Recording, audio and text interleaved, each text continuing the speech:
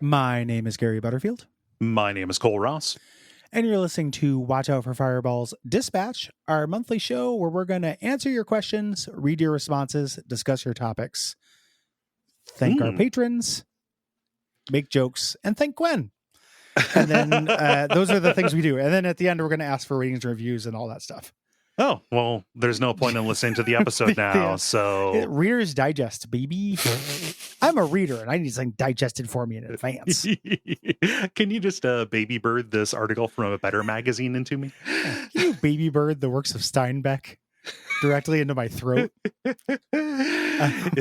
It was a crime, ... Yeah. Oranges. Yeah. Oranges. I'm a reader. Take that, octogenarians. Oh God. But yeah, let's that's enough funny preamble. Let's jump into it. Because we've got Jack 2 responses to get to.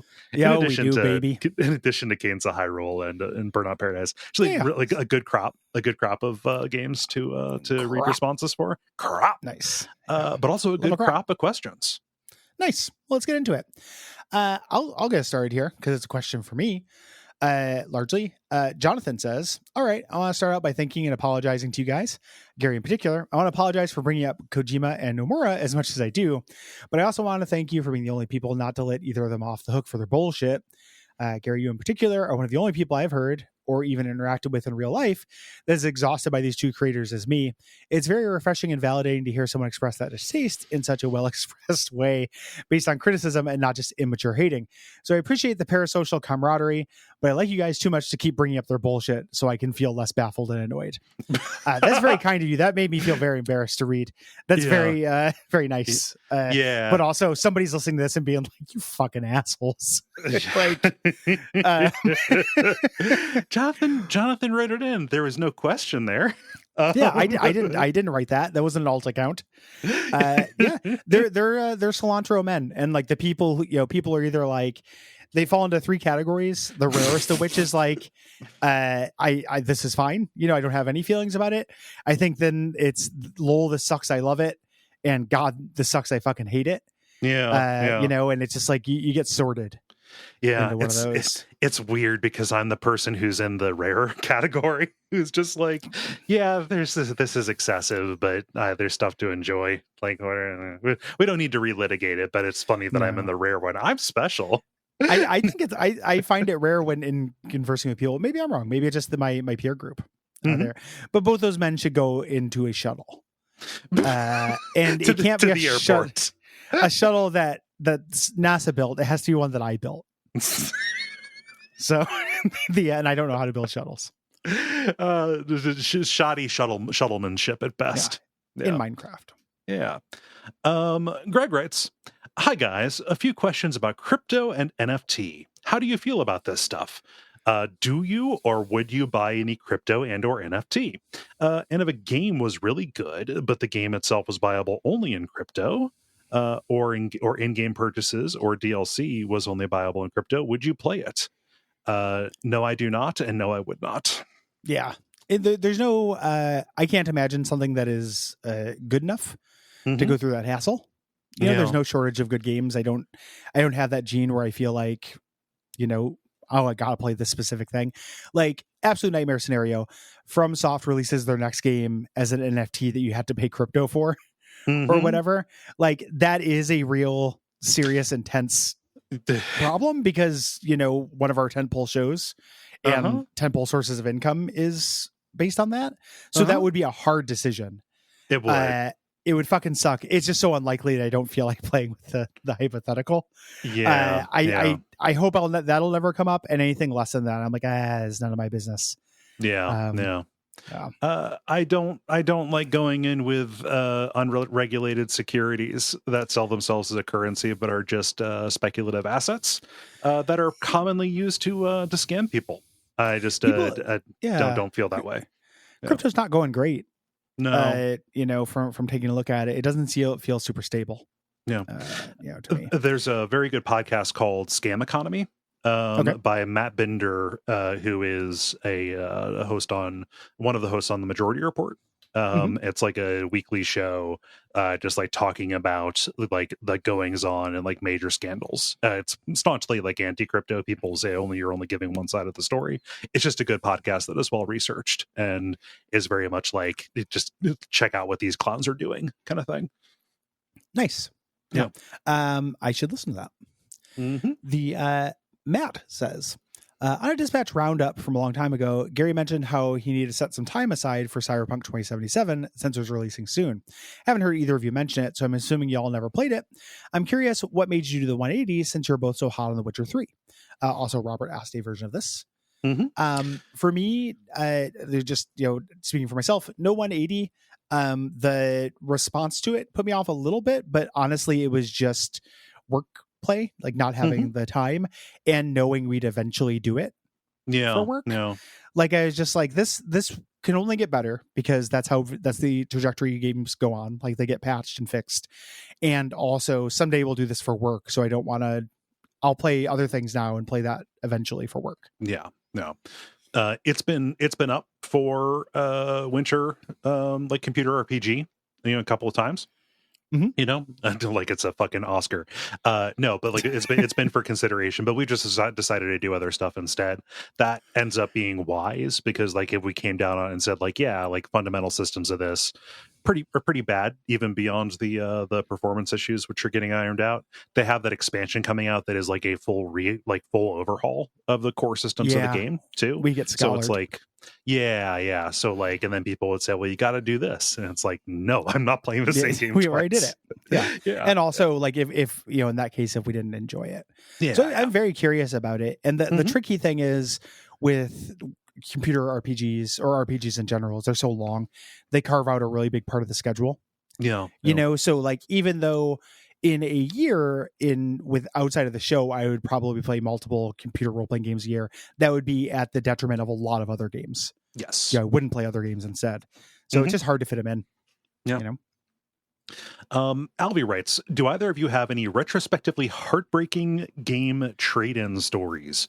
When I was a kid, I traded in my entire SNES collection, including several games that now cost more than $100, for a Nintendo 64 and Snowboard Kids 2. Oh.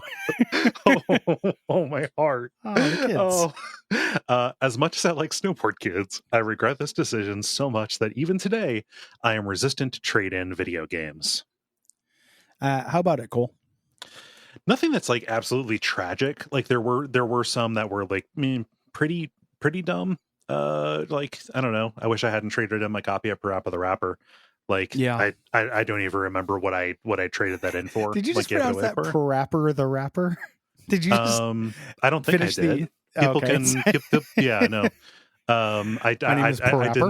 I didn't do it intentionally. Parappa the Rapper. Yeah, I just maybe I just drawled it out. I don't know.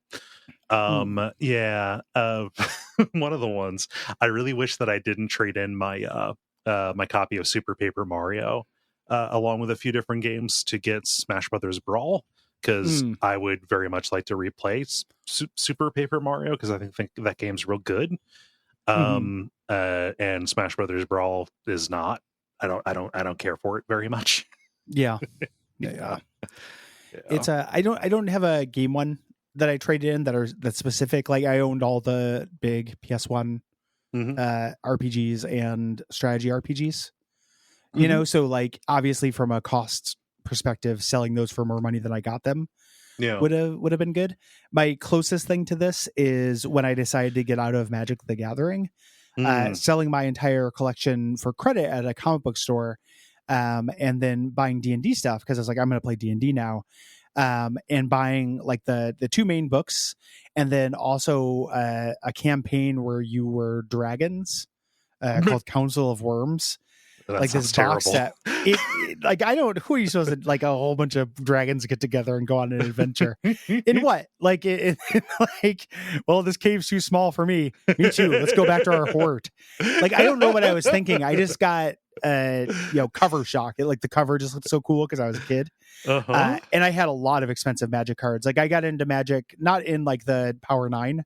I got into it in Revised though. So I had like 4 or 5 dual lands and like Royal Assassin and all kinds of expensive good cards. Yeah, Wheel yeah. of Fortune, like things that are worth a lot of money now. That I traded for just the worst second edition D&D campaign setting imaginable. Like, Yeah. yeah, Yeah. real stupid on my part. Elizabeth asks, I think that many of us have remakes and potential remakes on the brain. So, what are some games that you want to be remade but don't believe will ever get remade? I don't know. I Like don't know. it's one of those things where like I'm not like anti remake. I think that they are. I think that they are have been good. Go see Mhm. any episode where we talk about Resident Evil remakes, right? Yeah, I'm not against them, but also like there's nothing that I'm saying like we absolutely need to see this reimagined, kind of yeah, thing. Yeah, it's pretty tricky. And there's not very many things that are like that I think that they then possible to do. Right, yeah, like an Arcanum Enhanced Edition would be hmm really cool. Sand off some of those edges, make it easier to play, make it more available. hmm That's probably my closest thing to an answer. Like that's not a very popular game. yeah, But when I think about something like Bloodlines, like it feels like Bloodlines could get remade. yeah, yeah. Like, they could announce Bloodlines, enhanced edition tomorrow and people would go nuts, I think. Oh yeah, I mean, no, if Bloodlines 2 had already come out. it's a license to print money. Yeah. Yeah. Like So that doesn't it, seem unlikely to me. yeah. It just everything that I would like to see is just stuff that feels like it's trapped on a trapped on a different system, but like none of that feels impossible. Here's this. Yeah. Super Mario RPG getting an update Mm-hmm. felt impossible because of licensing between Nintendo and Square. We're getting a Mm-hmm. remake of that. Right. Yeah. So it's just proof that any of it's possible. So I don't think I have an answer for that. See last episode. It's great when these big stodgy companies start loosening their grip. Mm-hmm. Like them ceding a little bit of control and letting things get remixed and remastered and re-released is always good. Yes. Always want it. Yeah. Popo Fashocho says, when you use emulators, do you try to use original controllers or is any controller fine? Do you notice emulator input lag that much? If not, do you have a favorite emulation controller? I found a lot of success with the Bluetooth DIY kits from 8BitDo to turn my original controllers into Bluetooth ones. What do you use when you emulate stuff? I use an Xbox 360 controller. Regardless of what it is? Yeah. Nice. One that plugs in like a non-wireless Mhm. Xbox 360 controller. It is hard to map that for some games. Yeah. Like we're doing Mystical Ninja now. I'm rounding the bend on that, and that Mhm. was a little bit of a challenge to reconfigure to make it make sense. Yeah. I recognize the argument that I maybe lost something in there without the original controller config. I just don't have a wide collection of old controllers.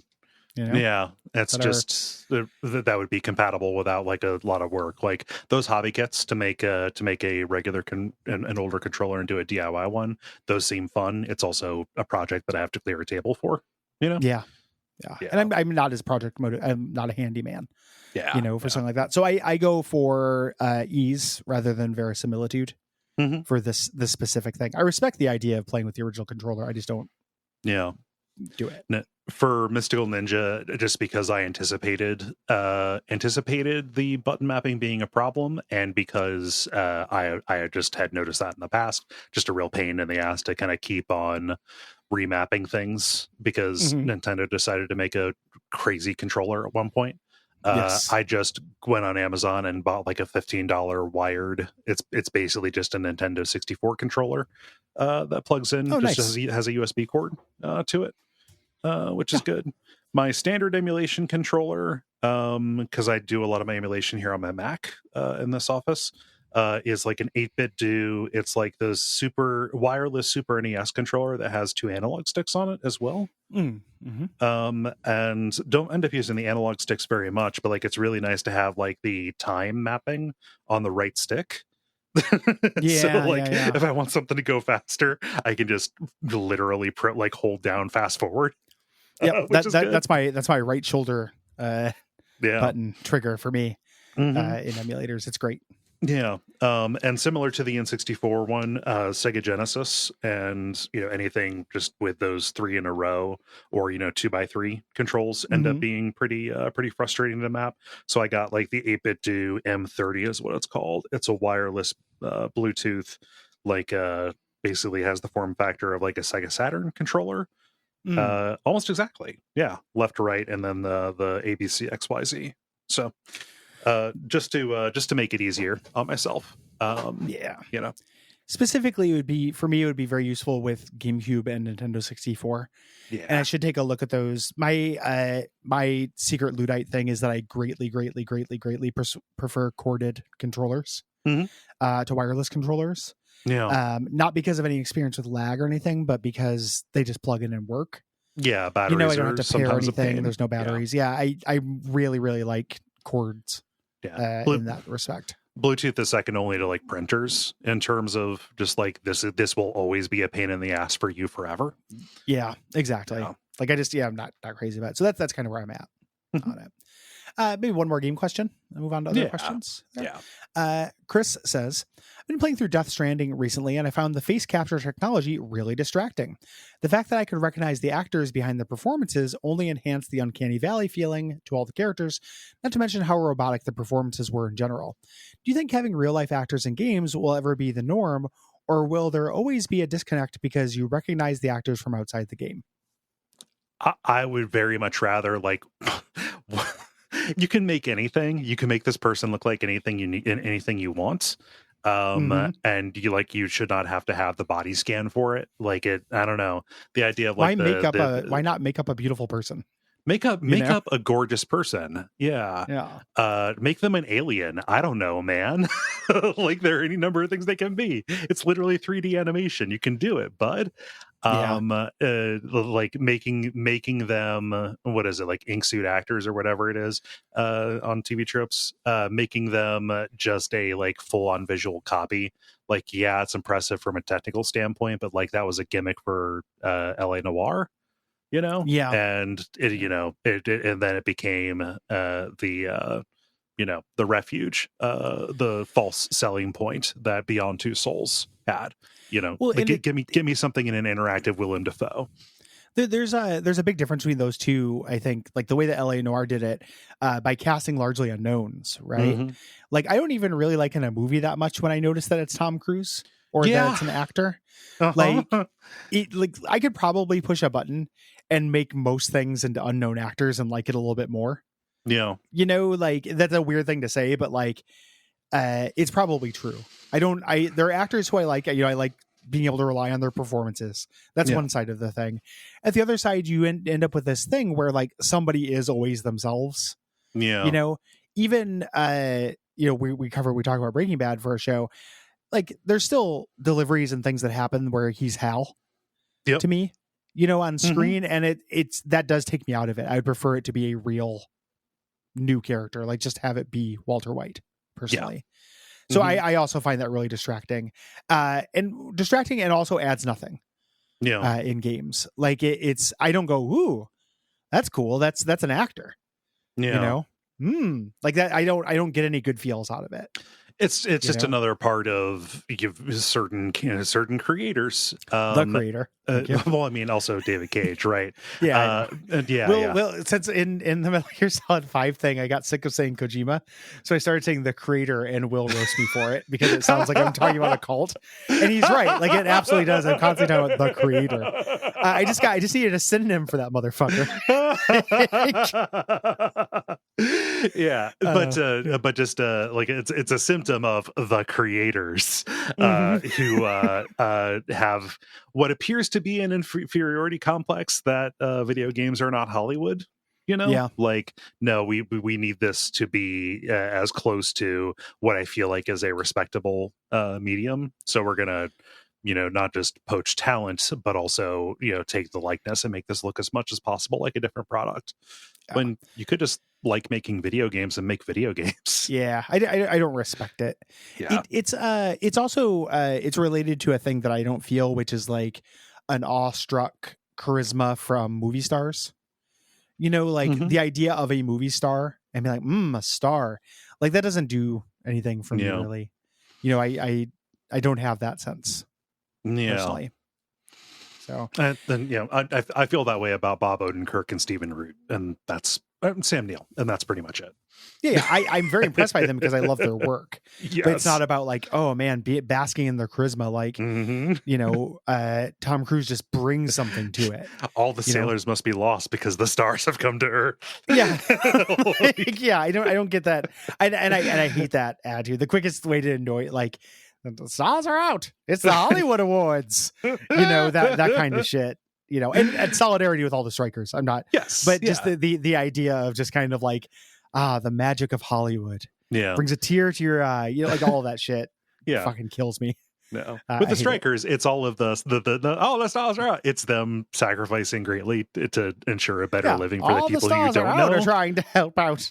Everyone. Yeah, trying to preserve acting as a profession, as a profession, as a blue collar profession, profession, as like a working class profession, not mega stars. Like Bob Odenkirk on the picket line knows that he doesn't need this extra money.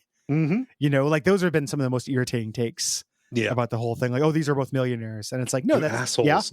You assholes. It's how awesome would it be if like millionaires actually were striked with people in other fields as well? I know, solidarity. Right? Look it up, motherfucker. Yeah. Like, you feel so corny talking about solidarity all the time, but motherfuckers just like don't understand the concept. They don't get it. So you have to hammer it home. Ugh. Yeah. Let's see. That was you. So this will be me going to a life question here. Steven writes, at any of your previous jobs, do you have any let me speak to your manager stories? I deliver packages and had a customer try to have me pick up an item that wasn't in an enclosed box. I'm just picturing just a bunch of like loose cooked rice. Just here you go, just a handful of it. Sorry. Tried to get you to grab one that wasn't an enclosed box. It's against policy for us to take it, and he got very upset with me. He proceeded to demand for my manager's number and told us to expect a call from his wife, who was a lawyer. Nothing came out of it, and I never had to pick the item up. Oh, what a really good court case. My wife, who is a lawyer. Yeah, I just imagine, like, I'll see you in court about not picking up a loose item. I told the story before. My big one was working at Fred Meyer in retail. The person, the sign that said "buy one get one half off," and the guy who came over and he's like, "This says buy one get one," and then I was like, "No, it says buy one get one half off." You have and to then finish the sentence. He held up his hand and covered the half off and went buy one get one. And with the best will in the world, I think what he was trying to say is that putting buy one get one and then putting half off in and when I say slightly smaller, I still mean like a 90-point font, but a slightly smaller font was deceptive. Like he had gotten tricked into thinking it was one kind of deal, but it was another kind of deal, which isn't a point. Like that's not that's not actionable. But I think that's what he was trying to get at. But he asked to speak to my manager. My managers came over and was like, nah. Because at that job, like the daytime managers were all, Guy Whitey third base coach motherfuckers, but the nighttime managers were just us, but they were allowed to be mean. So it was kind of great. Like it was just some fuck off kid who was like, nah, that's not what it means. Sorry. And that's it. Like, and the buck stopped there. It was great. Nice. I like that.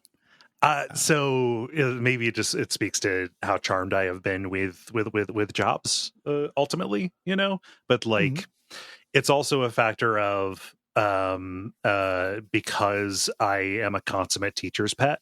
like people in authority really like me. Mm-hmm. And you can unpack any number of just trauma responses that probably relates to, but Mm-hmm. like generally I've always ingratiated myself to teachers, principals, bosses, things like that, especially managers. So whenever somebody tried to pull this shit, generally the people who were above me, who they were trying to go to, had my back. Right. Like Nice. never really ran into like you idiot, the customer is always right, and then like been dressed down in front of the customer for doing a bad job. For show, like a dog and pony show about how much they love their customers. Mm-hmm. Yeah, and treat their So employees. and that was whether I was selling a $2 Madden game at GameStop, or dealing with a customer who paid tens of thousands of dollars for a video at the marketing job that I worked at. Right. Like if there was a problem, especially if the person wasn't right there, but even if I was able to get to the manager first, I always kind of made my case saying like, hey, here's this thing that's happening. Here's why I made the decision that I made. So here you go. And generally had them side with me. So be a kiss ass and a doormat most of your life, and you end up getting people in authority to be on your side. Well, to spin that, if you do end up in a position of authority, have your employees' backs. Yes, true. It's a good thing. Mr. Reciprocity says, it's been really fun and sweet hearing all Gary's wedding stories over the past several months. There's one thing that he hasn't addressed that I think the entire Duckfeed listenership wants to know. Did Gary get married by an Elvis impersonator, or is that just a rumor I'm about to start? That is a rumor you're about to start, my friend. We got married at the Little Neon Chapel in Las Vegas in Old Town by a lady. There's nothing more to it. I don't. There was no gimmick. I mean, the area would look chintzy, and we were one of the only people who were not getting married on a dare or an impulse. Okay. There, I had the sense that like it was not a place for planned weddings, based on the weddings that were were happening on either side. It's a chapel that is that is nicknamed the Short Hall Hotel. Yeah, the accidental, like how you accidentally get a pregnancy. Sometimes you accidentally get married. It was that kind of thing. Yeah. So it was just by a lady. Who was perfectly nice. If you could get an impersonator. Oh, well, good. Sorry. A teen witness as well that we had to hire. There's some like hilarious nickel and dime fee to have this teen there. Are there? Oh, wait a minute. So it was official. They just kind of have a roster. Yeah, they have a rent a teen program, like a take a teen, leave a teen jar. And we took a teen. God, what a cherry job! What an interesting job to have as a kid. Like, can you imagine? Yeah. Yeah, like I mean, a lot of drunk people and stuff, but as a kid, you eat that shit up. Like as an adult, I'm uncomfortable because I'm like, oh, this guy's gonna try to punch me or something. but as a kid, it would just be real fun to watch people, slather all over each other, and vomit out vows, sometimes literally. I mean, but just to have your entire job be that kind of people watching, yeah, man, incredible. She also had to work the iPod. That was it. I love that it's an iPod. I mean, I don't know what it was. That might just be me calling Switches Game Boys. Like, I don't know if it actually was an iPod. Yeah. But I had to work the thing. I'm just picturing it plugged into a monoprice soundboard with an aux cable, just crackling. Just twirling it up in volume by spinning it. Just click wheel. That's an old ass iPod. That's good. Yeah. Alex writes, an alien comes to you specifically and asks you to take them to your leader. Who do you take them to? Who on this pale blue dot do you think best displays your most valued leadership characteristics to a degree that you would be comfortable in trusting them with the fate of the planet? Assume as a thought exercise that in this scenario, Earth has a bright future ahead, and you would like it to continue. That's a thought exercise. Boy, that's a great question. If I wasn't allowed to ask any follow up, because my instincts say ask the aliens what they're looking like, what they want. For what purpose? Because that would determine whether or not I get zapped. Yeah, well, yeah, absolutely. Whether you get zapped, but also like, presumably they're there to negotiate terms or for some kind of official action, you know. But I don't know. I really like Alex's like they kind of set up these aliens are coming here for mentorship for like Oh, a workshop. Yeah. the aliens are coming for a workshop, then I don't know, man. That's Mhm. tough. Kurt Vonnegut's dead. I don't know Yeah. who I'd send them at. Yeah, Phil Hartman's gone. So like Yeah. I don't know. Yeah, drill. I don't know. Yeah. It's pick any number of very humble creatives who are also good at foregrounding other people, you know, But are alive. but are alive. Yeah, Yes. that's the trick. Because a lot of the good Yeah. answers are gone, like Douglas Adams, Terry Pratchett, Yes. Kurt Vonnegut, stuff like that. So Yeah. Yeah. sad. Trying to think politically too. I don't know. You can give the answer everybody expects me to give. Robert Kennedy Jr. Yeah. No. Surprise. I'm one Finally, of those somebody's guys. saying it. No. So like, I don't know, Bernie, but like, Yeah, like Killer Mike. You know, right. let's go slightly further. Yeah, I don't know what it would be. Yeah. That is a tough question. I don't have a good Mhm. answer for it. Yeah. Or I would say Will Hughes, and I would call Will and give him the most confusing voicemail that he's ever received in his fucking life. Like, listen, there's a lot you gotta take in. I'm gonna need you to pretend this, and this. I don't know how fast their ship goes, so I can't Yeah. tell you how long you have to prepare. Yeah, drop everything and put on a suit. It's go time, and I can't elaborate on what that means. we're gonna grift these aliens for all of their Zephyrum. Yeah, I can't wait to get their Energon cubes. Digicreds, finally. I'm drowning in Digicreds. Douglas says, moving on to media questions. Douglas says, I never watched reality TV, even though I was in the pocket for it during its ascendance into the 2000s and 90s and 2000s, Survivor, Big Brother, etc. However, I reveled in making fun of it as labeling it as the problem with TV or the end of creativity, etc. I was overly confident in my own stupid opinions back then. Fast forward 25 years, my wife needs to interview a judge on the Great Canadian Baking Show for work. So we watched it. Holy shit. We were clapping like trained seals the entire time. All the manipulative editing, the dramatic tricks, the smoke and mirrors, it was all obvious to us both, yet we still freaking loved it and got really invested. I teared up when the other competitors raced to help somebody who was faltering. It's exactly as bad as I said it was back when I was a stupid little shit, but I freaking loved it. Is there anything in either of your lives that you wrote off, either due to a contrarian bent, popular opinion, or societal pressure that you have then come around on? Any anecdotes to share? I mean, it's related to this, but like food television, used to be like, why would anybody watch this? You can't smell it, you can't eat it, like it's blah. But now it's like, oh fuck, man! If I'm over at my family's house, just put because literally you just have that on in the background, and if the conversation falters, you can say, "Oh, that looks pretty good." Yeah, what's the Barefoot Contessa doing? Yeah, and then just, what's the Pioneer woman doing? Like, please tell me. I want to know. Yeah. So I would say for food television, it is genuinely good. I think it sometimes it's bad. Like sometimes the editing and stuff makes it very repetitive. There's bad food television and stuff too. But I mean, similar to Doug's thing, right? Like reality TV in a more general sense. I've gotten usually food based for me, but I also, I've talked about this before. I really like the Netflix series Spectrum of Love, which I don't know if people have told me there are criticisms of it. There are also defenses of it. I am not autistic, so I don't want to be an arbiter of it. I just enjoyed it as a show. I thought it was a effective romance show, and that's a hard thing for me to get into because I don't usually like that. I turn my nose up at it. It doesn't mean I'm going to run out and watch The Bachelor or whatever. There's degrees, I guess. So similar to Douglas, I imagine Douglas found one of the better, at least by reputation, reality shows that doesn't engage in some of the manipulation and kind of crap that can be in these. Here's the thing. Canadian reality TV fucking slaps. My understanding is it's much better. Yeah.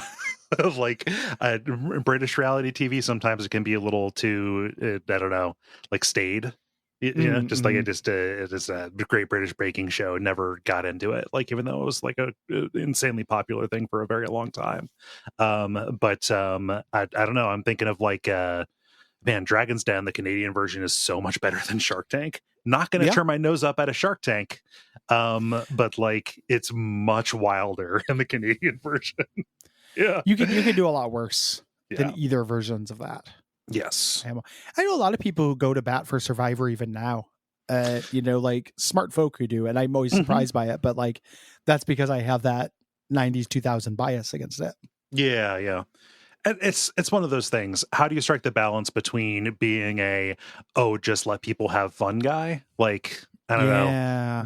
That is a fine thing to be in principle, but often it is used as a way to scold and shut down conversation about a thing that you like, right? Yes. But also, like, I don't know. It's probably worth saying, like, like of course there are different, like there are different qualities of these. Like there are ones that reality shows that are more or less morally reprehensible, but also like the techniques that are used to make them, it's like a Cheeto. It was designed in a lab for you to like it, right? Yeah. So like, like don't pretend that this isn't pulling on something in you. You can resent the pulling, but like also be aware but of it, also though, be honest.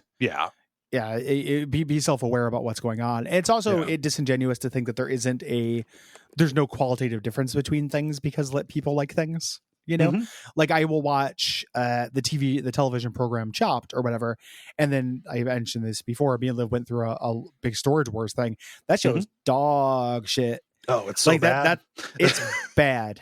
It's a gas station off-brand AM PM Cheeto that is designed for me to like it. And I watched it. I was entertained. I made fun jokes with my wife about it, but it wasn't good. I'm not going to, so there's still a spectrum in there, I think is my point. Yeah. Andrew says, unfortunately, a Zelda movie seems all but inevitable. Someone tasks you with making it, not at gunpoint. You'll be well compensated. Let's not be hyperbolic. Is Link voiced or silent? Does your answer change if you're prioritizing artistic success, if that's possible, versus commercial success? Again, inevitable.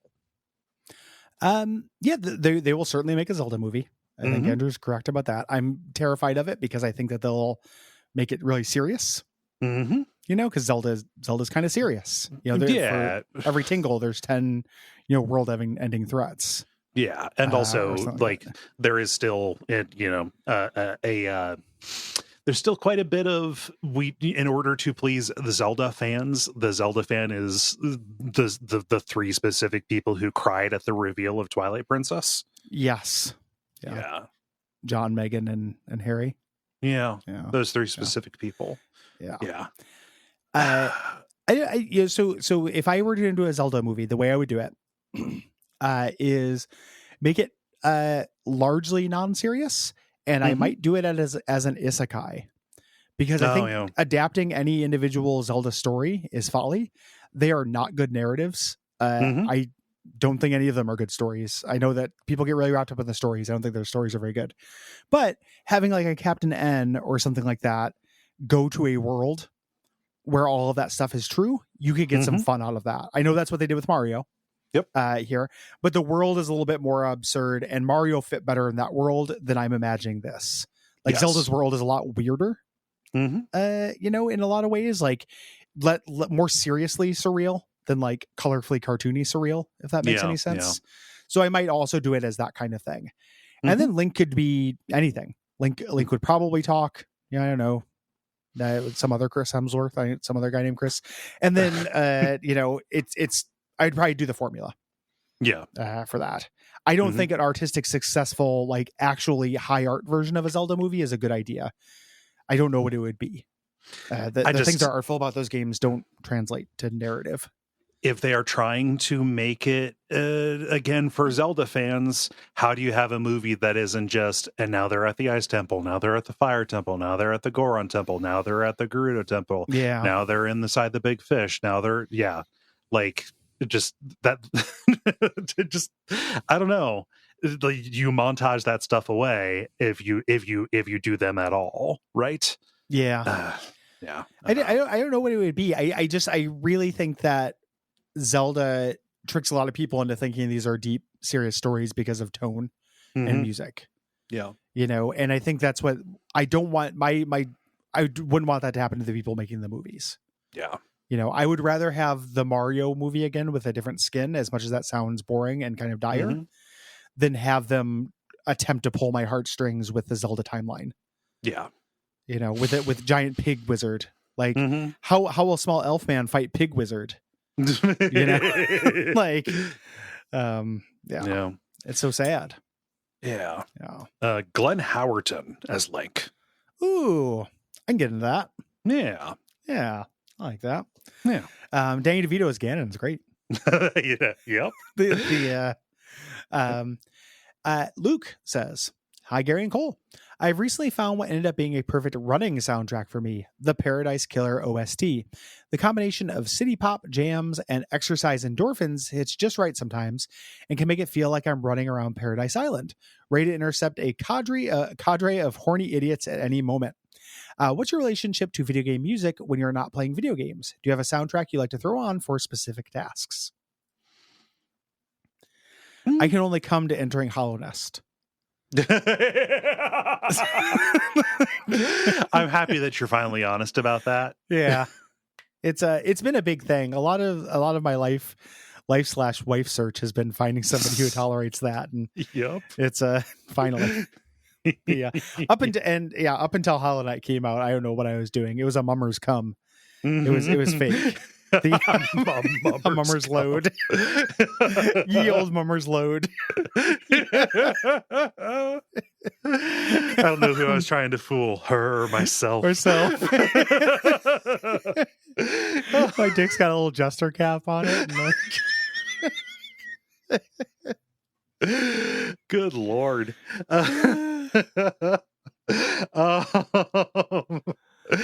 Yeah. I don't know. I will put on video game soundtracks if I am working on something where anything because of my career, I think about things in tracks. Anything with vocals or a podcast takes over the vocal track in my head. So if I am trying to think of anything, if I'm trying to do anything where I'm like, I don't know, thinking out loud inside and with my internal monologue, then it is completely overwritten by by anything with vocals. So video game music is very good for the task. For like exercise and stuff. Like I've got a little waterproof MP3 player for listening to music when I swim. And that is just, I just have bands that I like to listen to. You just have the water music from Nintendo 64. Dun, dun, dun, dun, dun, dun, dun. Yeah, that would actually be a pretty good one. But I don't know, I listen to like Shearwater when I swim, and I listen to podcasts for everything else. I do listen to video game music when I'm working. I'll throw it on a YouTube thing. A lot of times I will do just search compilations rather than specific soundtracks. There are specific soundtracks I really love, but I will get bored. I want a variety, and then specifically for exercise, I need my word track taken up. Yes. If I'm not, hearing a podcast or watching a YouTube or something like that, I die. Yes. I need to be distracted and entertained, or I will stop doing it because it is boring for me. I don't because it's boring and it hurts. Yeah, exactly. Exercise is boring and it hurts. And like that part, I've never gotten that endorphin. Sometimes I'll do it and I'll feel good, afterwards. Yeah, but it's never like something I'd rather do. I do it because I want to be alive. I don't do it because it's the thing I'd rather do than anything else. Right. I would always rather do something else. I just, do it right, Gary. It's just like Uncle Mike makes me do it. I got a wife now. I have to be alive. So, yeah. No. Yeah. Vaping with Dad. I love that username so much. It's very good. Says, "Hey guys, last year a good friend of mine got me into On Cinema, and I just recently finished The Trial of Timothy Heidecker. Quick question: is it funnier when Tim gets his objections immediately overruled, or is it funnier when objections against him are immediately sustained?" Good question. I think a case can be made for both being the correct answer, but curious to hear your thoughts. It depends on whether or not it makes Tim want to approach the bench. Yes. Yeah, yep. Can I approach the bench? God, I love it so goddamn much. It's really good. It's a very hard thing to recommend. Like, it's such an ask. Not only is this a 5.5 hour court, like literally just a court trial, like all dramatized, but like they go through the beats. They do. They do their work. But you have to like watch what is it, 7 years worth of this series to get into it. It's like the most complicated project that's ever been done at this point. Like, it's this absolutely experimental, decade-long joke. That I adore so much. I think they're equally very funny. The way that the watching the trial worked for me was starting out taking a while to get my like bearings, and then it being one of those things where immediately everything became funny. And then it was just like no matter what was happening, it was a good joke. There's so much reaction work being done. Oh my God. And it's hard to find it because it is shot like it is not shot like a comedy or a drama. It's literally it's really good. It's really good. It's very good. On Cinema Universe is great. Yes. Anyone looking for a project? It's a good use of several hundred hours of your time probably at this point. Move on to, we just have one show question. Do that before we do the lightning round. Mike says, behind the scenes question, how long did it take for both of you to learn your own subjective taste in certain video games? I got into gaming when I was 10 and I'd play almost anything I can get on the NES. But nowadays I had to be really picky about what I purchase, as about half my library are games I've barely touched. Just a ton of experience playing lots of different examples of a particular flavor of thing. Yeah. Yeah. And even then sometimes you're wrong. You know, like, for me, like, see, like Pentiment, right? Like, this is a text-based, non-interactive walking sim that I end up really, really loving, even though that's my taste have moved away from that kind of thing. So it's like an evolving concern rather than a set of rules. And I think that having tons of games in your library you haven't touched is pretty universal. Even knowing my own game taste, I still have that, mostly remnants from before I knew, but also just like sometimes you're like, hey, that's $1. Why not? Or that sounds interesting. Maybe some future version of me would want to play this. I think both of those kind of account for it. And also just understanding no matter what you feel your tastes are, kind of like with Pentiment, like an incredibly good thing is going to shine through, see, I don't know, me with Monster Train, right? Like something can always break the rules and make you reevaluate. And those things are treasures. Yeah. A dog can always play basketball. Lightning round. Let us. Naveen writes, as big From fans, what is your excitement level for Armored Core 6? Any love for the franchise, or will this be your first one? Do you plan on being just fans of Souls and leaving this be? I might check it out on a sale, or depending on what people say about it. We talked about this on Bonfireside Chat, but it makes sense to address it here as well. It doesn't seem like it's going to do the things that I like that From does. I'm not as interested in their combat engines as I am their world designs and lore and kind of story work, which it feels like it's not going to have a whole lot of that. Yeah. So my excitement level is fairly low. If it wasn't coming out the same month that Baldur's Gate 3 is coming out, which is much more to my taste and is my big release that I'm going to play in my off hours, maybe I'd poke at it in my off hours for fun. But my specific interest is fairly low. But happy to be proven wrong. I'm going to get it and play it out of curiosity. And also just like, I just kind of need to know, is this something that like actually is secretly going to do the things that we really like in an unexpected way? And just like, are we going to cover it on, should we cover it on Bonfireside Chat, right? Or, or give it an episode or give it a season? I've got no idea. It's hard to say. I've only, the only Armored Core game I have played any length of was For Answer, which we did on this show back in, I think, 2018. It was good. I liked it. Not enough for me to be like sight unseen, just a complete sucker for the series, but enough for me to say like, hey, maybe there's something here. So like excitement, no. Curiosity, yes. Yeah. For me, For Answer was fun. You know, like Mhm. I liked For Answer. It wasn't as unique as I wanted it to Yeah. be, I guess. Like it felt like a character action mech game Mhm. with Bloodborne's combat to me, which was cool, but that doesn't feel that rare or special to Yeah. me personally. Mhm. So, the Babadook says, "Do either of you have any This Sucks, I Love It games?" I try to at least be able to articulate outside of that, you know, Yeah. like why I like it. Um, the closest I get is like, I don't know, Steins Gate has all kinds of marks against it, but still ends up being something that is a worthwhile work and very enjoyable. If you are not completely, if you do not have just like a violent allergic reaction to the form factor, you know. Yeah, the So like, genre staples. yeah, I like to. I feel like I can justify stuff beyond this sucks. I love it. Yeah, kind of thing, right? It never comes up for me with things I actually really, really love. Generally, it will Mm-hmm. come up for like Abject Suffering though.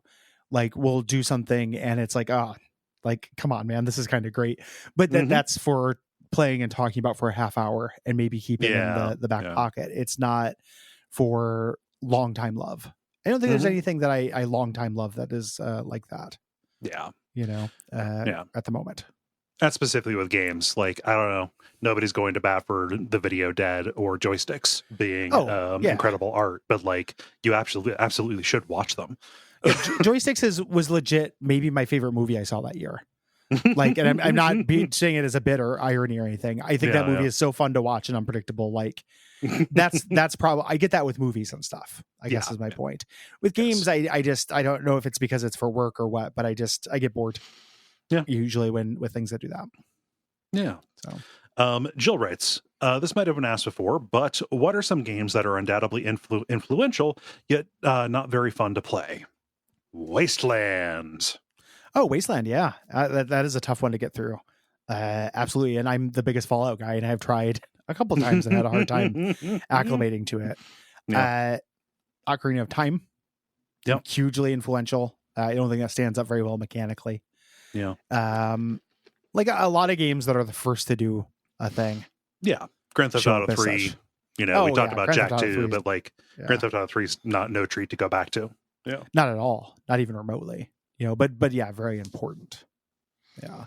Yeah. So certainly, gold box games as well. Like I like those. I'll go to bat for them, and they created in some ways like the overhead tactics, combat. Yeah. You know, Yeah. CRPG thing in a lot of ways, but it's they're fiddly and not Yeah. super fun. And all the story stuff happens in a journal you read at the same time. It's weird. Yeah. Because of constraints. Yes. Jack says, barbecue side dish smackdown. What are we laying on the plate next to the ribs, chicken, steak, and burgers? Your barbecue side dish. Barbecue side dish. So this is fun. Like this. So I think Jack is using barbecue in the colloquial sense. You're talking about ribs, chicken, steak, and burgers. Like that feels like backyard barbecue kind of thing. Okay, like which things feels grill. Yeah. Feels distinct. Like you're talking about cookout stuff. Feels distinct from like Southern barbecue. Like Yeah. like what are the sides? Jack's asking about potato salad, not collard greens. Yes. Yeah. Yeah. That's tough. Because a lot of the side dishes for an outdoor cookout kind of thing are the potato salad. Like, Yeah. especially here in the Midwest, what you end up getting is just a shitload of mayo. Yep. Potato and mac salad. Yeah. Yeah, that kind of stuff. Corn on the cob. Oh man, corn on cob fucks. Yeah. Yeah, I'll do corn on the cob. If it's just a thing where it's just various cold salads that aren't salads. Salad doesn't have to have salad in it. I'm just saying. If it's just that, I will usually pass and just eat meat. I'll just eat a burger. Yeah. I'll have a burger and a hot dog. Yeah. And a side of hot dog. You know, and that's what I'll do. But I will fuck up corn on the cob. Or like what I wish more people would do on a grill is just vegetables. Like a killer fucking kebab with mushroom and zucchini and stuff that's on the grill. That stuff is absolutely good. like a potato, onion, and pepper, like a tinfoil Mm, packet cooked on there. oh yeah, with the Yeah, garlic. a little bit of garlic and butter in there with some herbs. Yeah, Yeah, that man, that's I want that that now. kills. Yeah, Yeah, it's just it's not always it's labor utilized. intensive, right? Yeah, You don't get that at a tub down at the drug mart, right? yeah, yep, yep. Yeah. Mike asks a question to both of you about marijuana use. How do you take it? How many milligrams of THC? Do either of you get high and get high when you play video games? If so, what do you look for in a game to play while high? I thought you couldn't play video games while high. Yeah, I thought. I mean, the arcade games from the early '90s told me that Yeah. winners don't Did do they drugs. I'm trying invent to a max pill my that lets you play video performance. games while you're high? Huh, I weird. yeah, I don't so for me marijuana is strictly for sleep. Hmm. My routine is I will take a weed gummy, usually 5 milligrams of whatever one. I go in and say, "What's your sleepiest weed?" Yeah. And they give me something called like blackberry coma, or something like that. I eat that gummy when I go to bed. It takes a while to kick in. While I'm waiting for it to kick in, I'll play a game. Hmm. Once it starts kicking in, it's time to bring out the iPad and read superhero comics or browse TV tropes as I'm kind of high Hmm. until sleep takes me. Yes. I don't like being awake and doing things while high. Hmm. It is not fun for me. Yeah. Kind of the same. Like not play video games, definitely. Like I will put on something on Netflix. Like I Mm. like watching stand-up comedy specials high. Yeah. That's that I think is pretty good because you can kind of go in and out. Hey, As good. can I sidebar something real quick? You may. Do you know Ali Wong? No. So you should watch her comedy specials. She's Hmm. fucking hilarious. One of her, I had how somebody makes a joke and it's so perfectly visceral, but then also like absolutely gross Hmm. that like gets you like similar, and it becomes a turn of phrase, like bringing shit to a piss fight, that kind of thing. Yeah, you brought piss to a shit fight. Yeah. Yeah. One of her things, she talked about working with somebody she had a crush on, and she's like, I got home and my panties were like the bottom of a bird cage. And that is so fucking well observed, and also, oh no, oh shit, like just an incredible thing to say. She's great. You should watch her special. She's super funny. Okay. Yeah. Jeez. Super crass, but also smart about it and everything. Yeah. But made my panties look like the bottom of a bird cage is a new flooded basement euphemism. Absolutely. Oh my gosh. Yeah, I prefer gummies. I don't like putting anything in my lungs that is not air. Mm-hmm.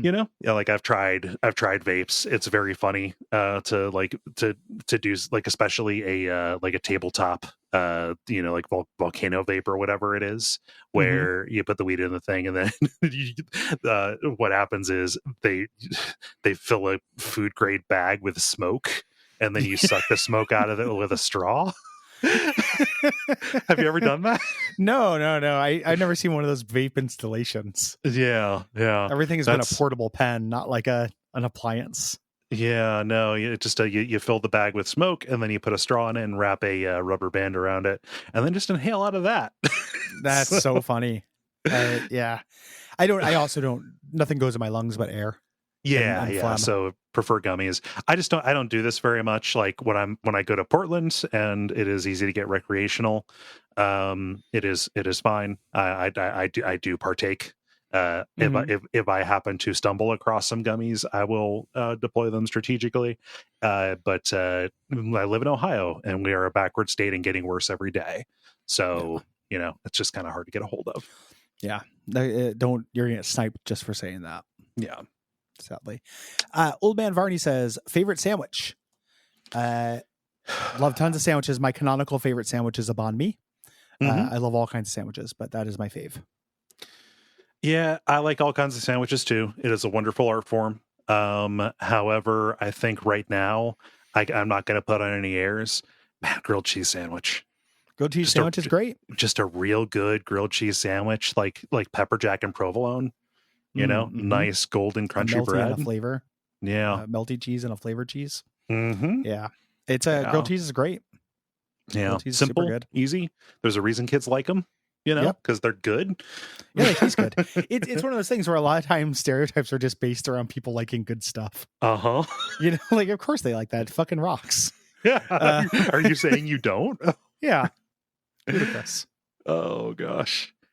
Yeah. Let's see here. The Babadook writes, with the recent release of Slayers X, what are your general opinions of spin-offs that are a completely different genre than the original? Fun to do this right after we record about Cadence of Hyrule. I know, right? Yeah. To me, I'm way in favor of them. Mhm. I probably used to be more precious about this shit when I was younger, and like kind of a hipster, and used to care about, like, in a non-Nazi way, say things like purity. Mhm. You know, be like, oh, the purity of the genre, the purity of Zelda is Yeah. ruined. Think shit like that. Now, I want to see the thing from as many different angles as possible. Yeah. You know, so I love Slayer's X. I played through that basically when it came out. I think it's a really good game. And I think Mhm. it's really interesting how it reflects on the original franchise, you know, the Mhm. Hypnospace franchise, if we can call it that. Mhm. Into it. Pro. Yeah. I'm into it. It's good. It's hard off the top of my head to name this, but like, I don't know. Oh, here's one. Fiat Rhythm. Yeah. Take the absolute best thing about Final Fantasy and make a good rhythm game out of it. Yeah. Those games rock. Like that. Yeah. That's we should do one of those at some point. I'm here. I'm waiting. Yeah. That would be really cool. So pro. Randall says, y'all watch any Jacob Geller video essays on YouTube? He's pretty good. You know Jacob Geller, Cole? Nope. I'm the video essay man. I know Jacob Geller. I am in favor of Jacob Geller. He seems like a force for good. Mm-hmm. My thing with Jacob Geller is that sometimes the content of the videos is usually good. They have a tone to them that starts off from a premise that feels higher falutin than I like. And I know that's a Cro-Magnon complaint. Like, I'm not trying to be anti-intellectual. I think that the YouTube essayist and criticism that I read is smart, but like Jacob Geller is really into, like, he wants to talk about a specific thing, but then the video will be called Fear of Liminal Spaces and Other Cold Things. Like, they'll have this artful title that puts me off. Yeah. It's not fair. It's not, it's like a personal style thing. So I think he's very smart, and the actual analysis and criticism he does is good. The tone is a big turnoff for me. So while I subscribe, I don't watch very many of the videos. Is how I feel. Yeah. No, I can totally see that. I mean, that feels like a marketing, like, presentation thing. You know, it definitely could be. Yeah. You know, and it just, my style for any kind of smart content is I would rather just have it presented, you know, nuts and bolts to me. Even if the content itself is smart, spending time on that just feels bad to me. I don't know. I don't have the academic gene that appreciates that kind of thing. Yeah. Same. Yeah. Let's see here. KL writes, one of the network mantras is recommendations are poison. What thing that you love would you recommend to your co-host if you wanted to finally do them in Agatha Christie style? Ooh. Yeah. I don't know. Like, you're a lot hardier than that than I am. Like, I'm easier to kill with video games than you are. Like, doesn't have to be video games. Oh shit. You're right. Yeah, what but you and I are also much more aligned on TV and movies and stuff. True. Yeah. I mean, probably some vapid superhero shit, I guess, but even that I don't think would kill you. I've seen plenty of Marvel stuff. Like, that's fine. Or like you read the Kang Dynasty or something like that. But I still think you'd probably be fine with that. I don't think you would love it, but it's, you know, it's not unenjoyable on a very, very basic level. Yeah. Yeah. I mean, like, I don't know. The simple answer is probably something like make Gary play Danganronpa 2. You know? Like, that would no probably... context from the genre or the prequel. And also, you know, the swings that it takes, and there are some choices in that are very specifically I mean, you would go Scanners on that. Yeah. So I this is a weakness that I have. I'm still looking for Coles. for this. We're trying to find The Magneto protocols are still being uploaded for that. Yeah. I'm just over here smiling politely. Yeah. Final lightning round question. Matt says, would you rather ponder the orb or ponder the cube? You know what? I'm feeling cubes these days. Yeah, cubes are in. The thing about a cube, I've got several cubes around my desk right now in the Fiddle Dome. The thing about a cube is you can set it down; it doesn't roll away. Yep.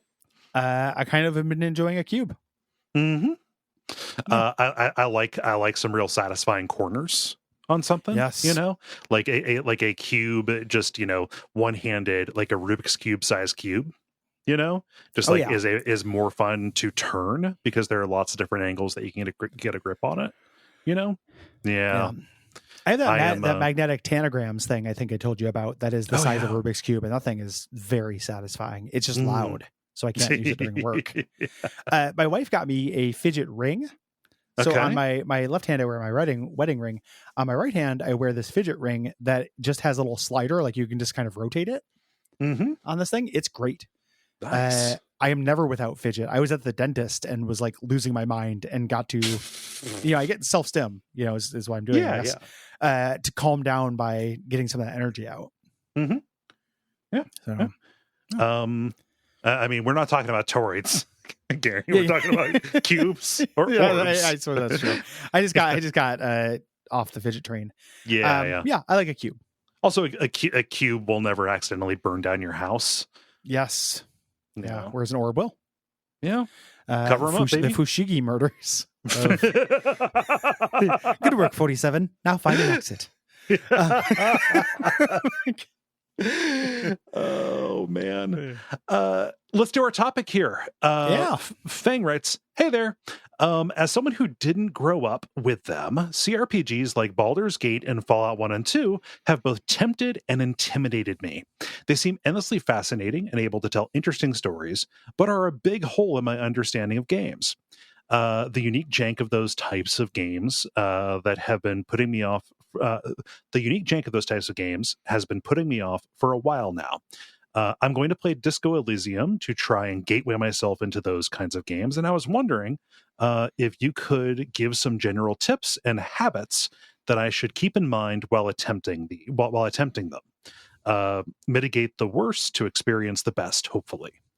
And I pulled this topic up because Baldur's Gate 2 is about to come out, and it's getting all kinds of... Or even 3. I mean, hey, Baldur's Gate 2 there's always somebody born every day who to come out. Yeah. It's always about to come out. No, Baldur's Gate 3 is about to come out. It's going to be a huge game, not just for fans of the genre, but it's getting lots of buzz for bear sex reasons and otherwise. And I think that this is something a lot of people are going to feel because it is intimidating. Yeah, though the people might want to go back to it. Yeah. And it's being made by Larian. It's one of the developers currently working that I trust the most. So I imagine it's not going to round off so many edges that this question becomes irrelevant, right? Like they're aiming for a hit, but it's not going to become, it's not going to do what Mass Effect did to Baldur's Gate.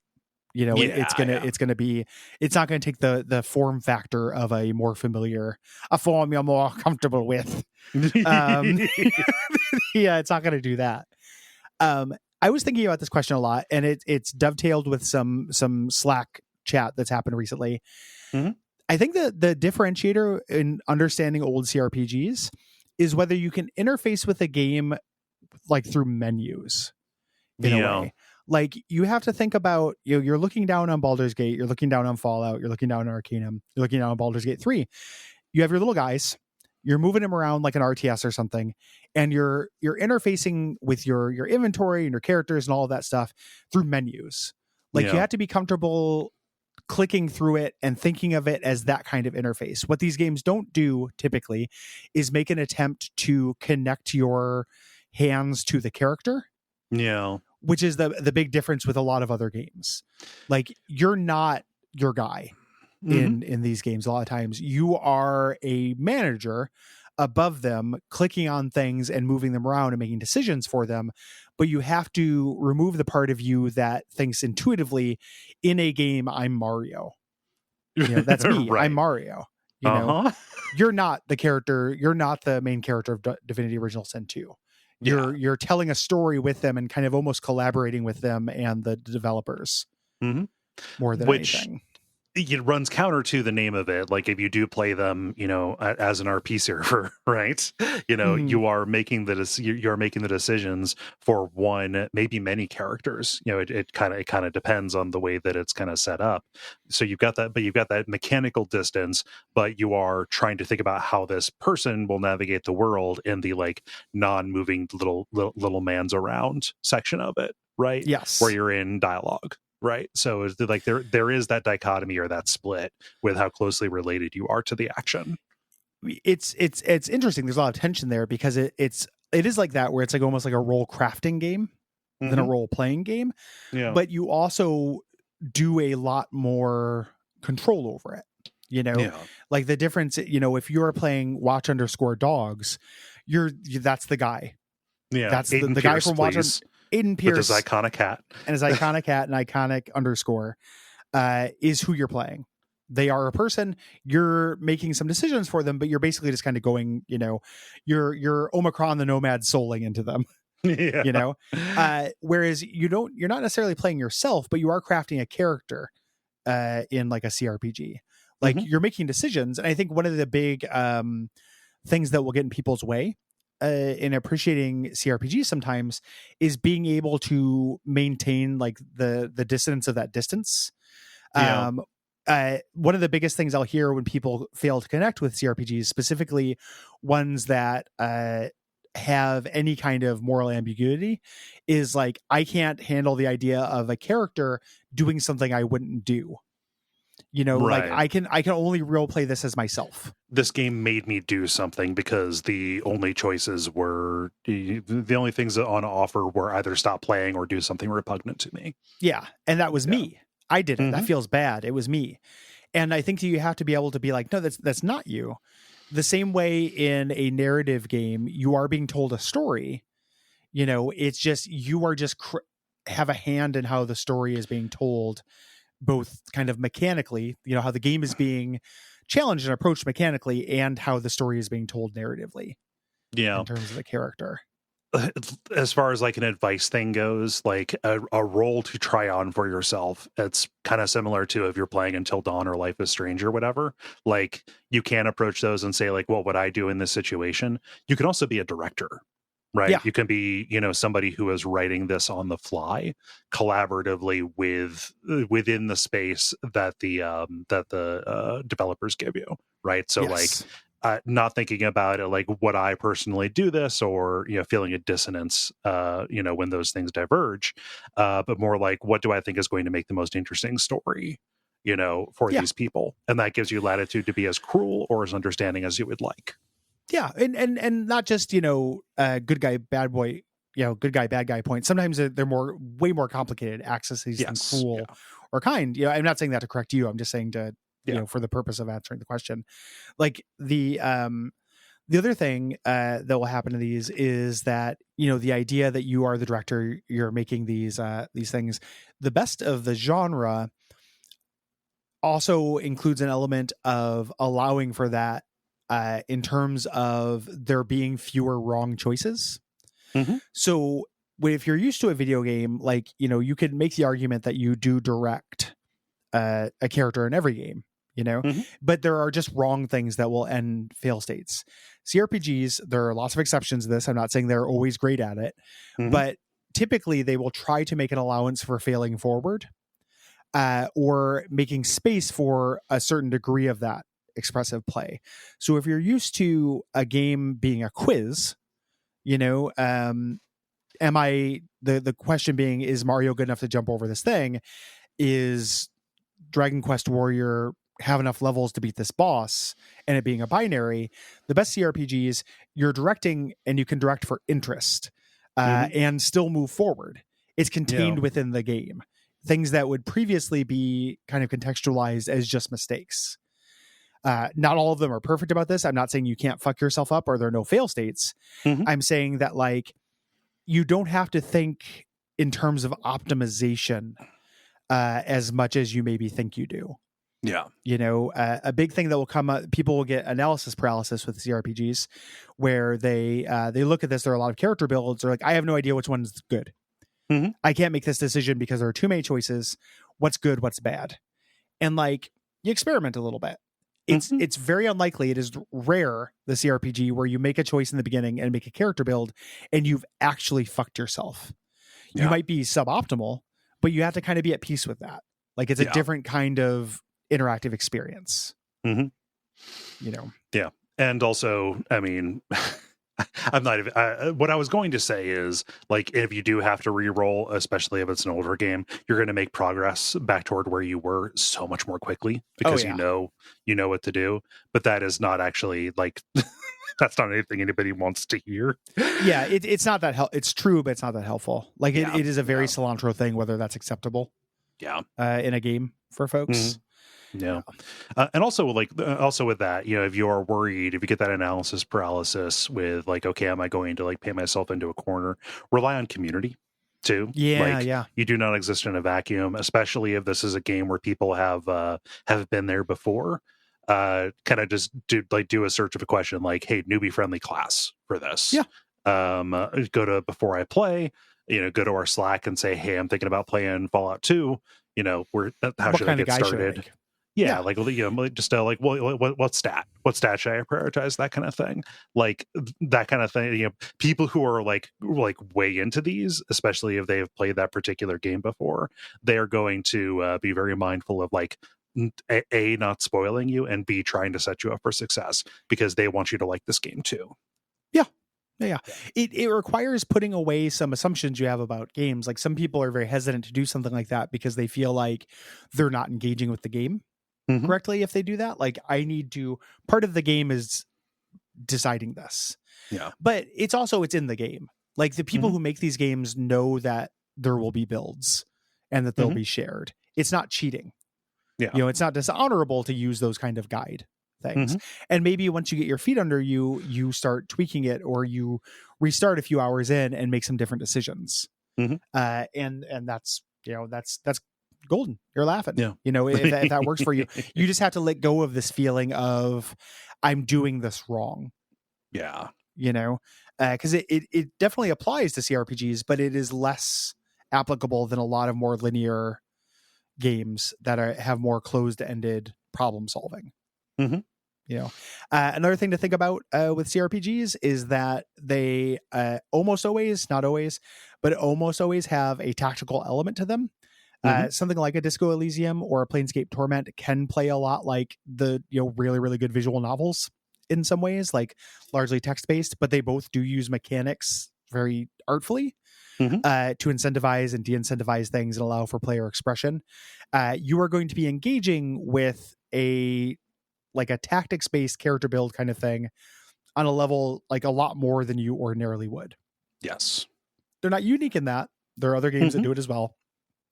But coming to it from a lot of role-playing games and even more modern CRPGs, Hmm. coming to a classic CRPG, you know, going from like Dragon Age Inquisition even to Dragon Age, Hmm. is going to require more tactical thinking. It's going to require you to think about more things. Yeah. So it is a genre. One of the reasons why I love it is because it is a genre that is high engagement. Hmm. It is not a zone out. It's I'm playing a game. I'm going to pay attention to the game. Yeah, you're going to be leaning Yeah. in. Yeah. That's why, like, you know, if you are trying to prioritize something, I'm speaking personally here. I find real time with pause sometimes difficult to get into the rhythm of. It Mhm. can feel like, you know, overwhelming to a degree to like figure out at what interval I need to be like, you know, stopping to check and move my guys around.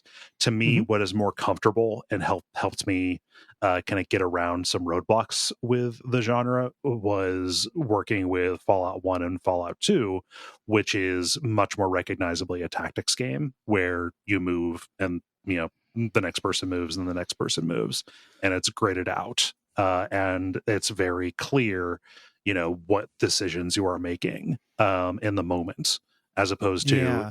any kind of real time where it is like, yes, you're making decisions, but also like missing an opportunity because time marches on is its own kind of decision that can fuck you. With something like Fallout 1 or 2, or even like Torment Tides of Numenera, anything that has the turn-based kind of feel. Shadowrun, like the Shadowrun Mhm. CRPGs, when everything is intentional, it feels better and easier to like get that tactical thinking up and going, right? Yeah. Well, and there's all like partly because it maps onto other games better. Like real time with pause is uh the closest thing to it is like RTS controls, but there aren't other games that control very much Right. like that. Like Yeah. and obviously that's actually real time, but if you're playing Hmm. single player, you can pause. Yeah. Um the but doing a tactics, it librettos onto Final Fantasy Tactics or XCOM or things you've already played. Hmm. They're not that dissimilar. And a lot of games now will have an option. So, like the Pathfinder games, which are very good, if they weren't a billion years long, maybe someday on the show, but they are very Yeah. long. Yeah. Hmm. Those games got patched to include turn based as an option. Hmm. The reason why they didn't have it initially is because there are a lot of encounters that are very quick that Hmm. you maybe that, it makes the encounters take longer, but you can start out with it as a kind of training wheels until Hmm. you start getting the rhythms, Yeah. Yeah. and play them just as like D&D, like turn based. Hmm. And they work really well that way. And then Yeah. eventually you get to the point where you kind of understand which encounters require a small amount of engagement and which ones require a lot of engagement. Hmm. And one of the there's always going to be some, but there's varying degrees. You start, Yeah. you do turn based for climactic shit. Yeah. Yeah. Yeah. Kind of my last point on this Mhm. is, and you can have more if you would like to. I will allow it. Oh, But thank you. for me, for me, something that can stick out, and I have heard be a problem for other folks, is FOMO in Mm-hmm. like within a CRPG when there are so many side quests. And that I think for a particular kind of person, even when they're not playing a game for a show and feel like they need to document everything, Mm-hmm. it's kind of like, no, I need to like stick around in here and do everything possible, and do every single side quest, because who knows if one of them is going to be the best. I think that more broadly, if that is something you feel that you are at all at risk of, something to remind yourself of is like follow your nose and do what sounds interesting. And Mm-hmm. before you move on past anything that feels like a point of no return, like there are lists, like you can go onto TV tropes and find like, like, oh, best level ever or whatever, and like figure out what quests are highly lauded, right? Yeah. And figure out how to like back into them, or again leverage your community to say like, hey, is there like something like especially killer that I should have done here, Mm-hmm. that kind of thing, as opposed to holding yourself accountable for finding every single nook and cranny, and getting in Yeah. there, because like that to me is a little bit of a barrier. It can be tough, and the games handle it in different ways. Like there are ones where the side questing is the game and the game is balanced around it. Hmm. So like, and thinking about Baldur's Gate 3, because it was made by Larian, Divinity Original Sin 1 and 2 are balanced around and have narrative strengths around doing most of the side stuff. Yes. Like it's pretty rare that the side stuff is just straight up uninteresting or Hmm. has non-meaningful rewards. It's generally worth doing it. Then you have things like a Dragon Age 2 or what have you, where there are like good ones and bad ones. Yeah. And nobody makes bad quests on purpose. You just have to look up online what to Yeah. do. It's basically, plus one in your comment, like that FOMO can be a problem, but it really depends on the game. Yeah. Don't think just because there are side quests you have to do all of them. And if you Hmm. want to map that onto a game that you're maybe more familiar with, like I don't know, did you do all the side stuff in Nier? Did you do the FedEx quest in Link's Awakening? Hmm. Do you do side stuff all the time anyway? Yeah. And if so, like you think about it like that, and if not, just think this is the same. I don't have to do Yeah. everything. My playthrough didn't do that. Hmm. Some people have a discomfort with that in general, but I do think it helps with this genre. Yes. That wasn't my story. Hmm. My chosen one did something different. I didn't meet that person. Yeah. Yeah. And I've found a lot of comfort in general gaming, not just CRPGs, like coming to peace with that. Yeah. Nothing wrong with that. Nothing wrong with a non 100% non completionist experience, I think. Mhm. Yeah. Disco Elysium is a good, I think, entry point because it's an adventure game Mhm. and has this killer narrative and very charismatic world. The best CRPGs do make you want to explore their worlds and their systems. Mhm. And it actually has both. Like Disco Elysium is more systemically robust than it lets on. Yeah. It is not just a walking sim. But it doesn't feel, you're not dealing with orcs and elves and shit. Yeah. You're not going to have fantasy tropes about going to a basement and killing 10 rats. They might have patched that in. Maybe. I don't know. I haven't played the director's cut. Not yet, no. But yeah, maybe you have to go in and kill 10 rats in the basement of the Whirling in Rags. Like, Yeah. the other thing I'm going to say, and this is a general video game thing, but I think it really applies to any kind of obtuse game, specifically CRPGs. Something I find really useful is watching somebody play a thing, not watching a let's play, but watching them play like for 20 minutes just to get the rhythm. Yeah. Like we did Subnautica. I did not know where to start or what to do in that. I ended up really liking that game. The way that I got over that feeling was just watching what somebody else did. Yeah. Oh, that's what this looks like. Now I know the kind of things I should be doing. And once I started doing that, it felt right. And then I was just doing it on my own and making my own decisions before too long. It's worth checking to make sure you're not playing the trombone with your foot. Yeah. Right? Like, oh, I'm supposed to use my arm to move the slide in and out, not my foot. Okay, cool. Good. Yeah, exactly. Like I woke up in Candlekeep in Baldur's Gate 1. I'm really worried about killing everybody in Baldur's Gate or in the Candlekeep to get the XP so I can level up before I do that. And then you watch someone play it and they're like, yeah, you just go. Yeah. That it's a piddly amount of things. Here are the treasures that are worth getting. But what that communicates to you watching that is that like, oh, maybe these early levels or this early min-maxing is not actually that important. Yeah. This person who has blazed the trail for me knows that. So I'm going to learn that about the game generally and move forward. And maybe you run into a friction point later, and then you can kind of revisit. But you can learn a lot just like watching somebody do something. Yeah. It's a rare case where I think video is better than text. We always prefer text and how to do something, but there are things text bullet pointed list, please. Bullet points list, please, and with as few words as possible. But like a video will show you the shape of something a lot better than text will. Yeah. If I read a thing that described what to do in Subnautica, that would not be particularly useful. It would not be efficient. Yeah. I wouldn't know the language yet. I wouldn't know what they meant until I actually played it and watched somebody do something with it. Yeah. So, yeah. I don't know if I have anything else. I think there's just some good tips for the genre in general. If you are listening to this and you're on the Slack's a great place for this. There are a bunch of CRPG sickos and also CRPG haters who will sympathize with the things you have or any trepidations you have. So it's a good place to discuss this topic. Yeah. Man, I'm excited for Baldur's Gate 3. Me too. I don't know very much about it. I don't like how it's being marketed. The werewolf or the werebear fucking I think is frustrating because I'm sure that's very minor. There's 11,000 endings thing. Like that's very frustrating because it's clearly a marketing bullet point, and people are jumping to the conclusion like, oh, that doesn't mean anything. It's just gonna be somebody wearing a slightly different color shirt. And like, yeah, there's not going to be 11,000 meaningful endings. Yeah. What that's telling you though is that there are enough articulation points in the story to it's communicating something about the amount of choice and expressiveness that's going to happen in the game. It's being presented as an obnoxious marketing point, but it's actually telling you something about the shape of the experience. Yeah. So, and I hope it does great. I want Larian to pick up the BioWare torch and do what BioWare used to do. Agreed. And I want to play a good game, like another good game in the Forgotten Realms. Shit, man. Yeah. Give me. Love them realms. I'm really interested just to check out.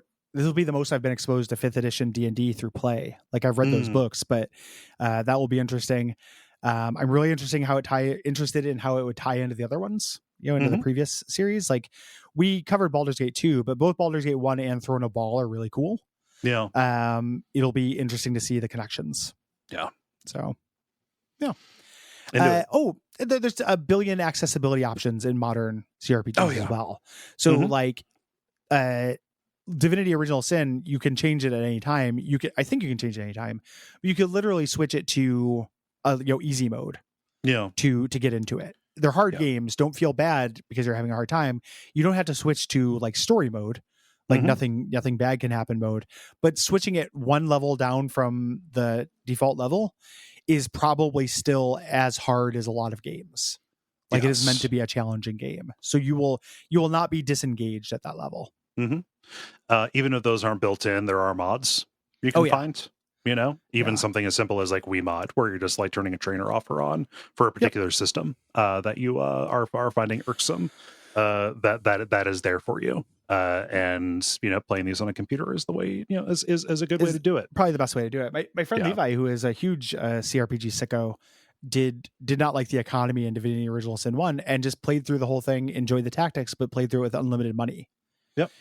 Like that affects the economy. You do give up something for that, but was Yes. still able to have a really good time with the absolutely impeccable, skeletal Yeah. tactics engine of it. Yeah.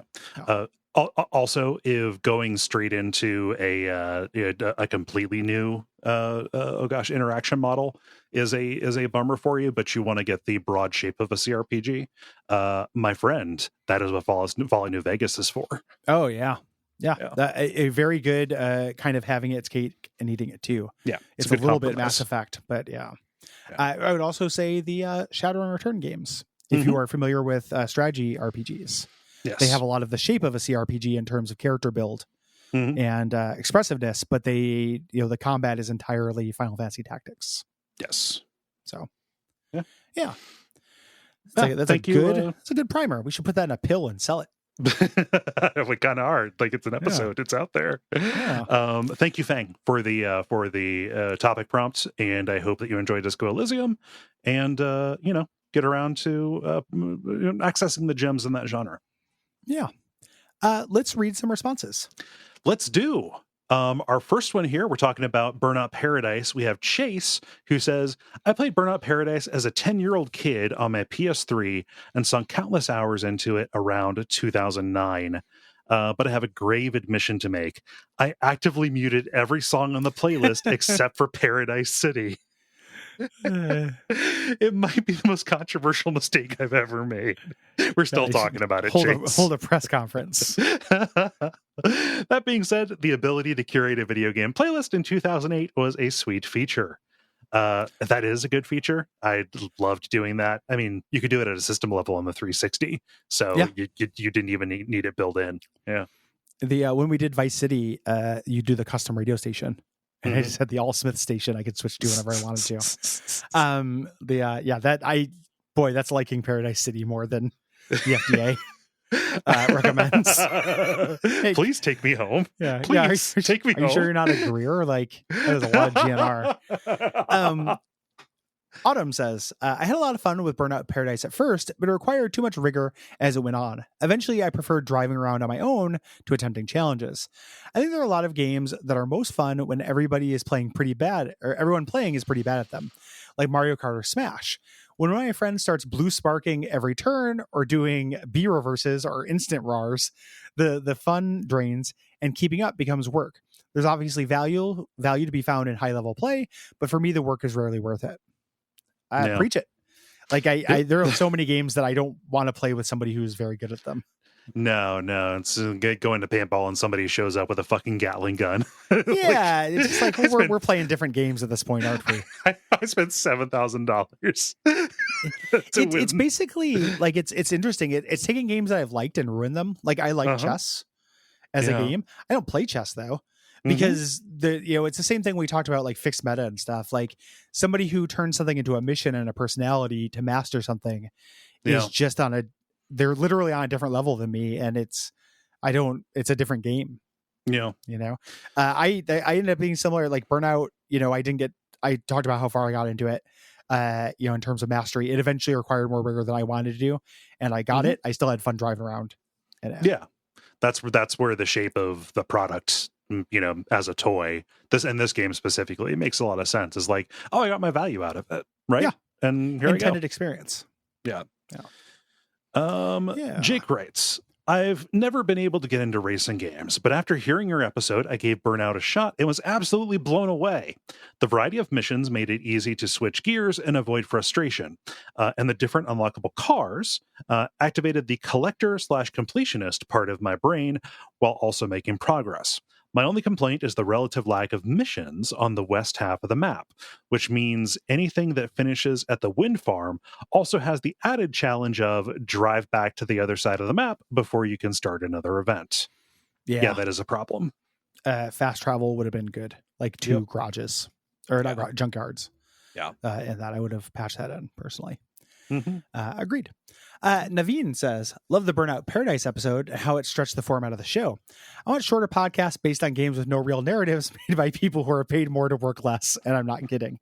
That is a riff on a tweet for people who don't know. Is. Yes. In my opinion, Burnout Paradise stands as a paragon of the arcade racer genre because of its world.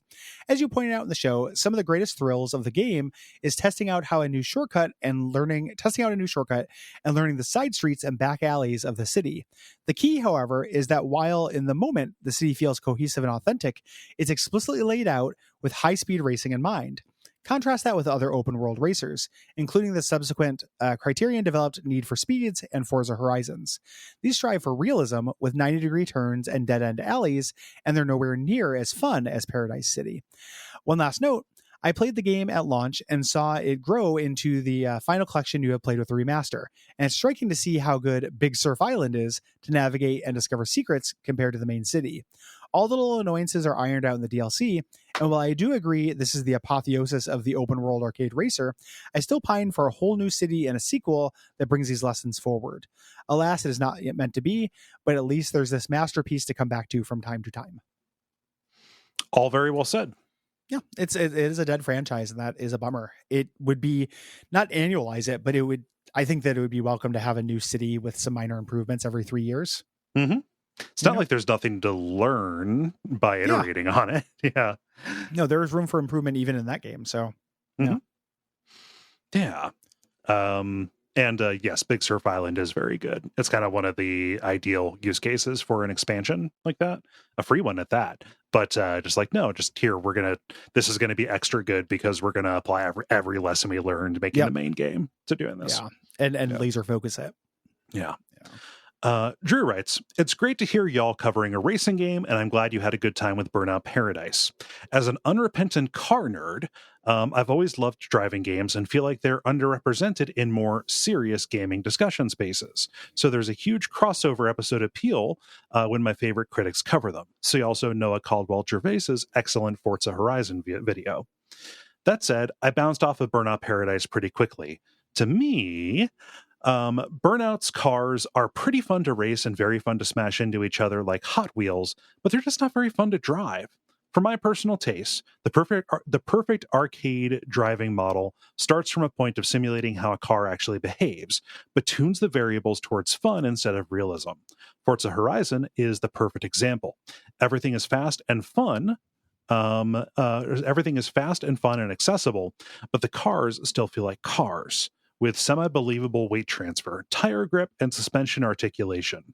By contrast, Burnout's car-shaped F-Zero ships just kind of feel wrong and off-putting when driving around and exploring, so I always wanted a menu to skip to the fun parts, which thankfully exists in the form of Burnout 3. Yeah, it's an interesting degree of sensitivity, right? Like, I think if I were a racing game guy, I would feel those things. Yeah. And they're just invisible to me. And I'm not denying their existence or anything. It's just the depth of the hobby. I'm thinking about people who are really into shooters who are like, oh, I can only play this at 90 frames per minute. Or per second. 90 frames per minute is very slow. It's actually this new thing. It's called slow maxing. Your kids are doing it on their computer. Really gives you time to react. Frame minning. Yeah. Your kids are sin minning to get into heaven. But yeah, the 90 frames per second, because there are things they're doing, that they're accounting for that I just can't see at the level I'm at. And that's a sign of a high ceiling, right? Like a high ceiling for a genre. And that's a good thing. Yeah. I like that there is a gamut, going from like Mario Kart to iRacing, right? Yeah. Me too. Yeah. And I'm firm, like, this is about the top of my gamut for my interest, but that's okay because you don't have to be interested in everything to the same amounts. You know, I'm really glad that games that are more interested in a realistic simulation are available for Drew and folk like Drew. Yeah, and I'm happy that there's like a step up. Forza Horizon 5 fucking owns, dude. Yeah, I'm curious about it.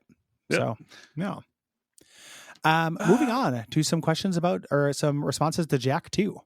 Yeah. It's worth noting for all these that we got a lot of responses and we're not reading all of them, just because there are, just for time. So please don't, we say this all the time, but please don't feel hurt if we don't read a response. It's just because usually something very similar was shared by somebody else. Yes. This is me or you? Eric says, "Hey boys, I'm the asshole who subjected you to a few hours of torture. That was Jack 2. I suggested the game knowing all too well that you guys weren't going to care much for it, but the masochist in me wanted to hear you tear apart my favorite weird niche childhood darling. The checkpoint tuning is abysmal, and I agree with you that the collection of minigames within it is too slapshot. You hit the nail on the head with your quote from the generalities. It sucks. I love it. Thank you guys for what you do, and thank you for covering my game. I couldn't do my boring ass menial job without your voices in my ears." Happy to help. Yeah, thank you, Eric. For writing in and giving saying your piece on it, and also for being understanding. Yeah.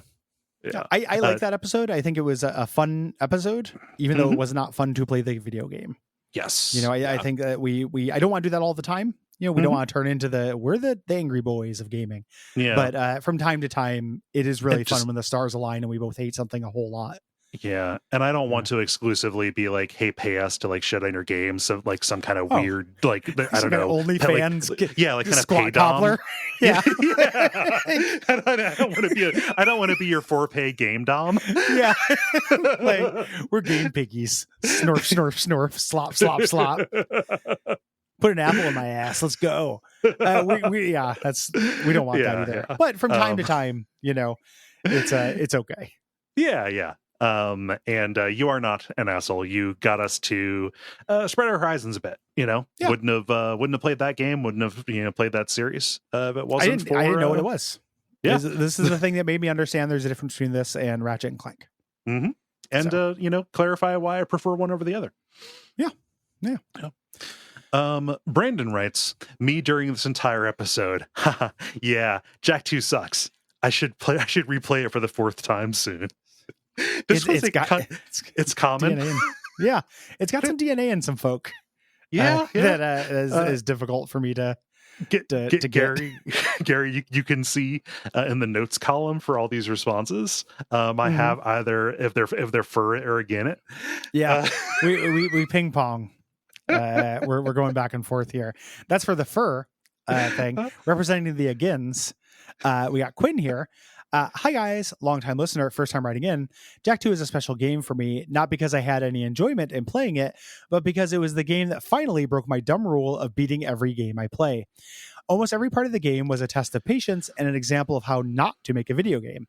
I'd say I got about 3/4 the way through the game before a switch flicked in me where I realized I could be spending my time on things that actually give me joy in my life. Happy to hear I wasn't alone in these feelings, as hearing you guys talk about the game made me pissed off about how bad it is all over again. Luckily, Jack 3 brings it back to being playable where it wasn't a slog to beat. You're never too young to learn that one day you're going to die. Sometimes you're too old to learn it. I wish I realized that. Yeah. There's a specific time you're too old to learn it. I wish I learned that when I was way younger. Yeah. I wouldn't have had the grist for the mill of just the dog shit that I played.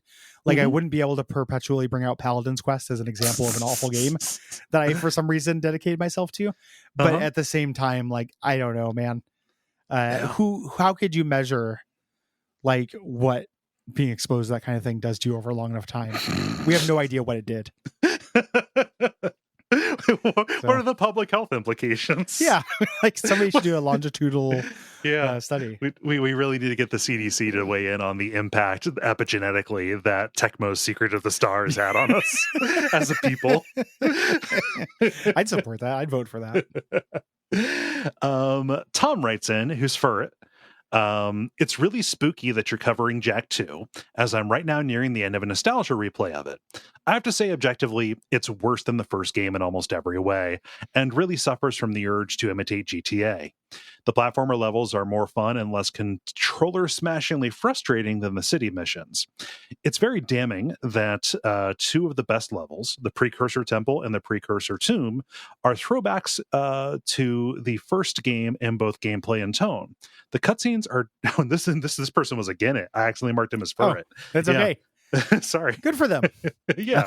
The cutscenes are dripping with icky fat phobia and misogyny, and the newfound edginess is pure cringe. And yet, I still have fond enough memories of this game to torture myself trying to get all 286 orbs. I think I just have a character flaw, and that's why I marked it as for it. Yeah. It's reluctantly for Yeah. it. Yeah, no character flaw. Nobody is a good or bad person based on which video games they'll tolerate. It's just that's the people who love this don't like it that much. Yeah, just like an interesting thing about it.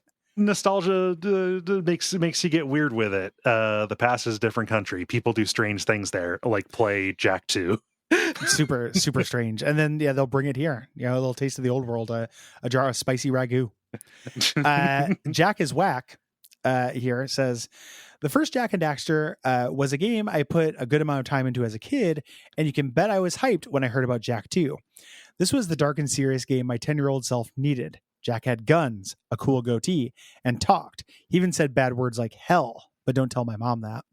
When I first got the game, I was so excited, and then over the course of a few weeks of failing again and again at timed vehicle missions, it slowly sunk in. I did not like this game. In fact, my dislike was so strong, it convinced me that I didn't like video games in general. Jack 2 was so disappointing, I stopped playing video games for 4 years. That a game could provoke such a strong emotional reaction in me proves that video games truly are art. This game affected me existentially. Yay. Yeah. Oh, gosh. I thought that somebody would be mad that I called Jack 2 GTA for Mormon kids. Yeah. But nobody was. All the Mormons like, yeah.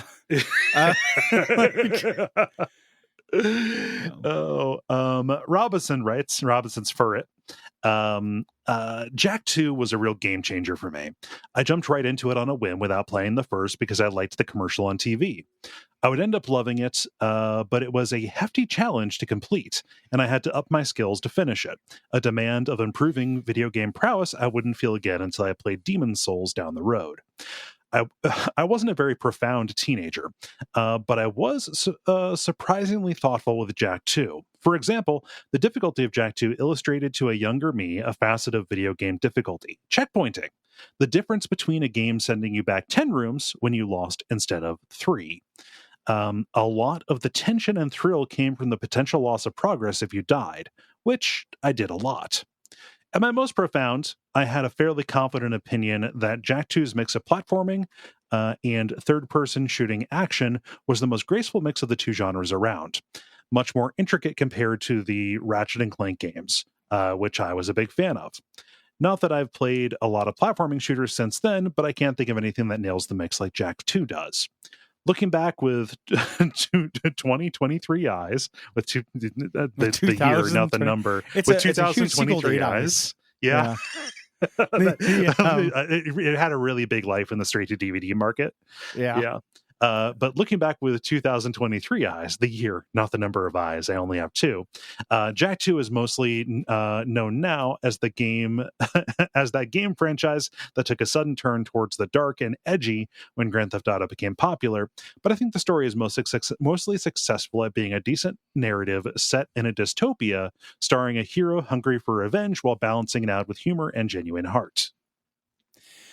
There's so much of this that is impossible to separate out from when it was played, right? Yes. Like a specific taste for a good versus evil, I'm gonna say the word, like a shonen-esque, story like this. You have an age where you're receptive to them, I feel like. Mm-hmm. And the things that come to you during that time are the ones that are good. Yes. And the ones that didn't aren't. Golden Age of comics is 12, that kind of thing. Exactly. So like something like this, I can be like, this story just feels very generic. I don't know what the hook is. But then, like, I read 90s X-Men, where a lot of it is exactly as shallow as this. Yeah. It's just, it came at the right time. Mhm. So it's hard to engage with objectively. Like, we could only go into it fresh because we'd never played it before. But like, Yeah. think about when we did Brave Fencer Musashi, right? Yes. Like, that's something I had a lot of nostalgia from as a younger man. So a lot of that stuff seemed kind of fresh and cool, and to you, it like didn't. Yeah. That's a big factor in Jack 2, I think. Mhm. This type of game. Yeah, everything is your first exposure to something, or your most meaningful exposure, even if it's not your first, right? Like, oh, I had seen this kind of thing before, but this one really hit because I hit a particular milestone, for lack of a better word, developmentally, where suddenly this kind of story or this kind of storytelling started resonating with me. And I don't want to discount the first part of this too, where like Jack 2 and its specific, I would call them failings. I'm happy that Robinson took a more positive thing away from it. Like, yeah, like Jack 2 would be a really good object lesson in like the different ways that things can be difficult. Oh, absolutely. Right? Like something and has how, to teach you that principle. Yeah. Yeah. Like the idea of getting you to consider checkpointing as a choice. Super valuable. And to me, I would go a little bit further. The specific comparison to Demon Souls. To me, a lesson I could take from this would be that not only are there different ways that games can be difficult, there are different levels of success. Like, all difficulty is not nearly the same, right? People, honorable people can differ. The ways in which Jack 2 is difficult, I think, are a far sight worse designed than the ways Demon Souls is difficult. Yeah. They both require rigor, but they are non-transferable. Yeah. Is how I would feel about it. Yeah. Moving on to our last response about Jack 2. Sean says, even as a kid, Jack and Daxter seemed overly colorful and quite basic when it came out. I think it's safe to say that Naughty Dog felt the same way when they decided to add guns and attitude to their far more edgy sequel. This tonal whiplash also feeds into the time investment that's required to appreciate this game. The weapon options are admittedly quite restrained, but they really elevate the combat and overall gameplay. The vehicles can feel quite unsatisfying at first, but once you start to air skid around corners, they feel great. And even Haven City itself starts out incredibly daunting and overwhelming when you become intimately familiar with each area as the game progresses. Simply put, it's the best GTA game I have ever played and one that I return to regularly. Also, is this the only GTA game with flying vehicles? P.S. The speedrunning community for the Jack series is really active, and there are some excellent YouTube documentaries detailing the evolution of the speedrun routes, especially by the Rixer. Post-episode edit. In light of the scathing Jack 2 commentary, in an effort to avoid being called a complete madman based on my previous message, I am open to the idea that my fond memories of Jack games might have been more centered on Jack 3, which of course you'll never play, so it can't be disproved. Smiley face. Excellent gambit. Very good. Yeah. Just throwing this out there again, just tapping the sign. We're not going to call you a madman. Liking or disliking a video game does not reflect on your character as a person. I mean, I would say it as a joke. I would call you a maniac. But but it's, people take that kind of, I'm just hedging a bet because some people really do feel that way. Like, when it's like, oh, you like this, you didn't like this. And they're like, oh, that must mean I'm bad or good. No. Yeah. We did not like it. Haven City never felt like a place to me. It did feel daunting and overwhelming, but it's just so empty and nonsensical and stuff. It's one of my least favorite cities in games. Like a reverse out. Like that would be a fun dispatch topic, actually. Oh yeah. Like the worst areas, like not just like worst because they're hateful, but like the city is fucking dog shit design. What a bad city, Yeah. Let's move on to greener pastures, like Link's Tunic. Greener fields. Yeah. Yes. Talking about Cadence of Hyrule, Zane writes, Cadence of Hyrule came out the same month as Mario Maker 2, and the success of both set off a conversation about the possibilities of adapting beloved properties to more niche genres. Later that year, the Link's Awakening remake came out and had a dungeon editor that was poorly received. The year after, Mario Maker 2 got an update that lets you play as the original 8-bit Link with mixed success. I bring up all of this context to point out that genre shifting a property is not immediately successful, and that certain mixtures work much better than others. I can't imagine Super Metroid Maker or Super Pokemon Maker being the same as being as good as the Mario version. So they had but they had pretty good pinball spin-offs. Do you think the rhythm action genre was a good match for the Zelda franchise? And do you think that other combinations would have been better? Are there other properties and niche genres you think would work particularly well together? The only other thing that I think that I would want for Zelda, other than this, like I think Zelda can translate just fine to action things, Yeah. would be like a theater rhythm, like a more traditional rhythm game. What Zelda is more likely to get adapted to is into talkie story things because of what we talked about before. Like I think people overplay their hand about how cinematic and narrative based Zelda games are. Whereas it's more a collection of aesthetics that I think kind of tricks you into that. Yeah. So focusing on the aesthetics is what I think would be other ways to do this. Yeah. Personally. And I would take a theatrhythm of a lot of things. Like I said on the level when I recently played the newest one, I was like, a theatrhythm Mega Man would fucking rule. Yeah. Theater rhythm Castlevania. Yes. Like good video game soundtracks are good. Yeah. And you can, it's a thing that transfers over really easily. Yeah. And it is a thing that you cannot take away from older franchises that might not hold up. Oh, absolutely. And like the music is the thing that is probably the thing that you like about an old game that you haven't played in a while. 100%. It's doing the lifting to make you think that Zelda has a deep story. Yeah. You were 7 and it has adventuresome music. Yes. It's Andrew says, George Costanza voice. It's mid, Jerry. Mid. If this was sold to me as a Necrodancer game with Zelda paint, which is what it is, I think my takeaway would have been, that was all right. But I don't think I like Necrodancer gameplay.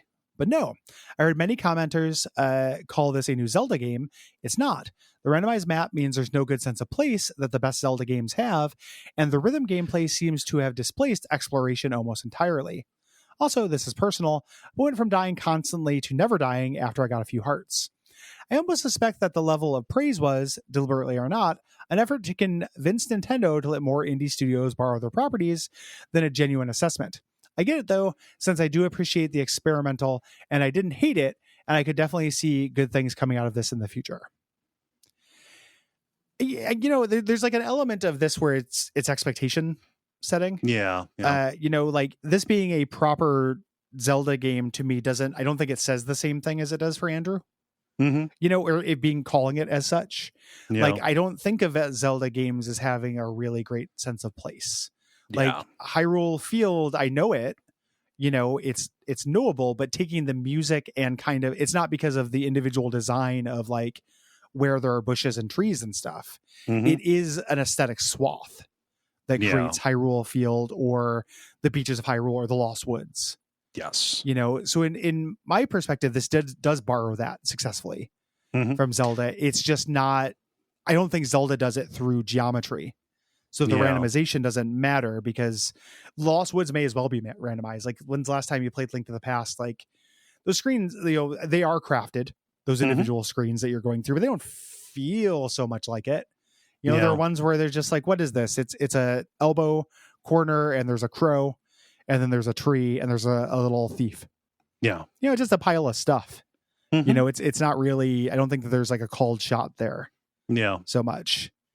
No. Also to talk about like the lack of exploration here, like again, to me, just Zelda being different things to different people. Like, I don't know, moving around and empowering yourself by pushing into new territory on the overworld map and finding new secrets, as clearly signaled as they are because they're using the Zelda visual vocabulary.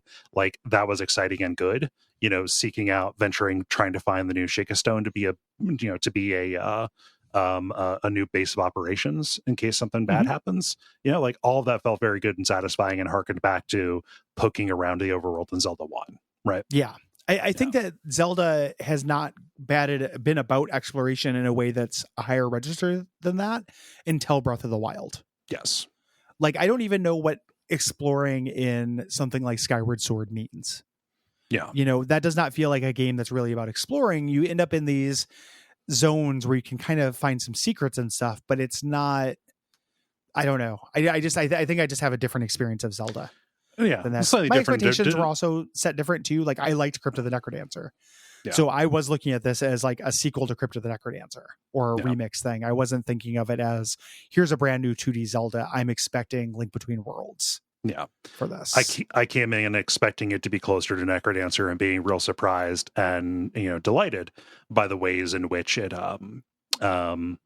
mapped onto Zelda structure stuff. Yeah.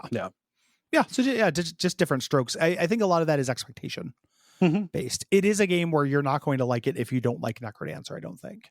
Yeah, like there's a basic premise to the play that is the genre that is the core of this. The same way you wouldn't like a Zelda fighting game if you didn't like fighting games.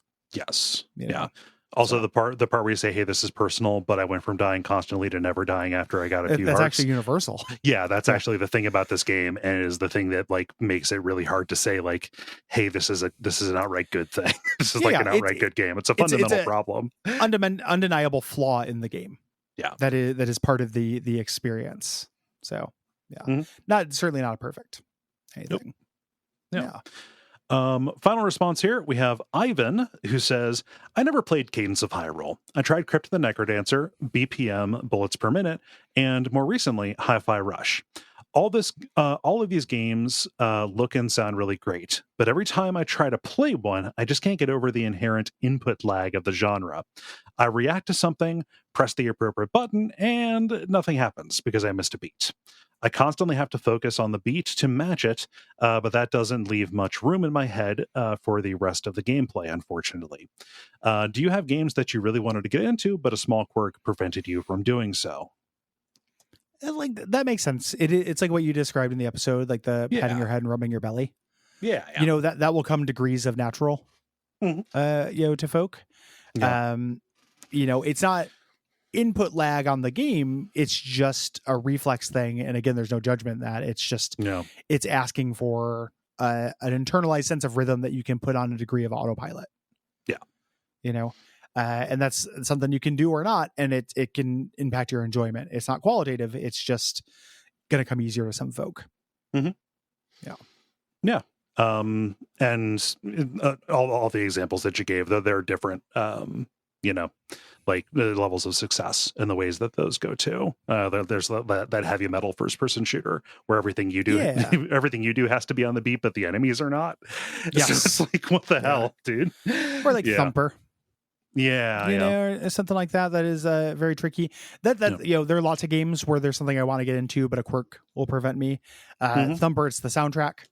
I don't like the music for that. What is it? Neon White looks really cool, and I watch people play it. The idea that you unlock new levels by leveling up your relationships with anime protagonists is a sick joke directed at me. Yeah, that is a personal insult that they did. And they did it on purpose to hurt Gary Butterfield specifically. Yes. Yeah, like it wasn't 100% my shit before that, but it looked fun. But goddamn, why would you do that? That's fucking nuts. Oh gosh. Yeah. So thanks everybody for writing in. Yeah, we appreciate you. If you have things to say about next month's games, you can write in by August 15th. Those games are Mystical Ninja 64, Dragon Quest 4, and Cruelty Squad. Yeah. Dragon Quest 4 is going to be a 2-part episode, and Cruelty Squad is going to be the premium episode. You can get the full version of the premium episode by backing us at Patreon. The deadline for those is August. August the 15th. And if you have thoughts about multiple games, please write multiple responses. Did you give the URL for that? You did say I believe I did. I think I gave the date and the URL. You did. Okay. Yes. Yeah. Sorry, I was distracted because I was trying to pull up what we're covering in September. Where the deadline for September is September the 15th, and the games we are covering are Gary's pick, which is the Pokemon trading card game for Game Boy Color. Is this our first Game Boy Color game? Oh no, we did Metal Gear. Yeah. Second Game Boy Color game, I think. Yeah. The closest I'm going to get to getting you to do Magic the Gathering. as a game. I mean, and just, yeah. the trick is, I played a shitload of Pokemon trading card game when I was a kid. You already knew it. And yeah. I love this video game adaptation of it. It's incredible. I've been playing it. It's super impressive. Mm-hmm. Like it's on a Game Boy game, and like the Pokemon trading card game at that time was not super complicated, you know, but it's still pretty impressive. Yeah. So the second game is going to be Castlevania Aria of Sorrow. Just a kick-ass Metroidvania. Love that game. The Castlevania, the Castlevania Iggyvania games are something that on a long enough timeline will do most of them. Yes. You know, like those are just fun and good, and they're articulating on a formula we really like. Yeah. And the premium episode for that month, I'm talking about Doom Eternal. Yeah, we're being doomed eternally. Controversial game. A lot of people reacted negatively to lots of different kinds of things about it. I'm excited to dig in and see what the hubbub's about. Me too. I've been putting it off because I figured we'd do it for the show at some point. But I'm really excited. We both really love Doom 2016. Yeah. I am kind of glad they didn't rest on their laurels with this and did something different. I'm curious to see how successful that is. Same. Yeah. Remember, Gary, I sent you the code for that one as well. Yes. No, I got it. Yeah. Cool. So thanks everybody. We appreciate you listening. We appreciate if you are a patron. If not, you can go to patreon.com/Duckfeed.tv and give us some money. You can also leave us some rating reviews on Apple Podcast or Podcast Addict. Yeah. We also appreciate Gwen, our producer, who is a huge help. Absolutely. Yeah. And until next time, I have to pee like a horse that has to pee. So let's end the episode so I can pee. Our famous sign off.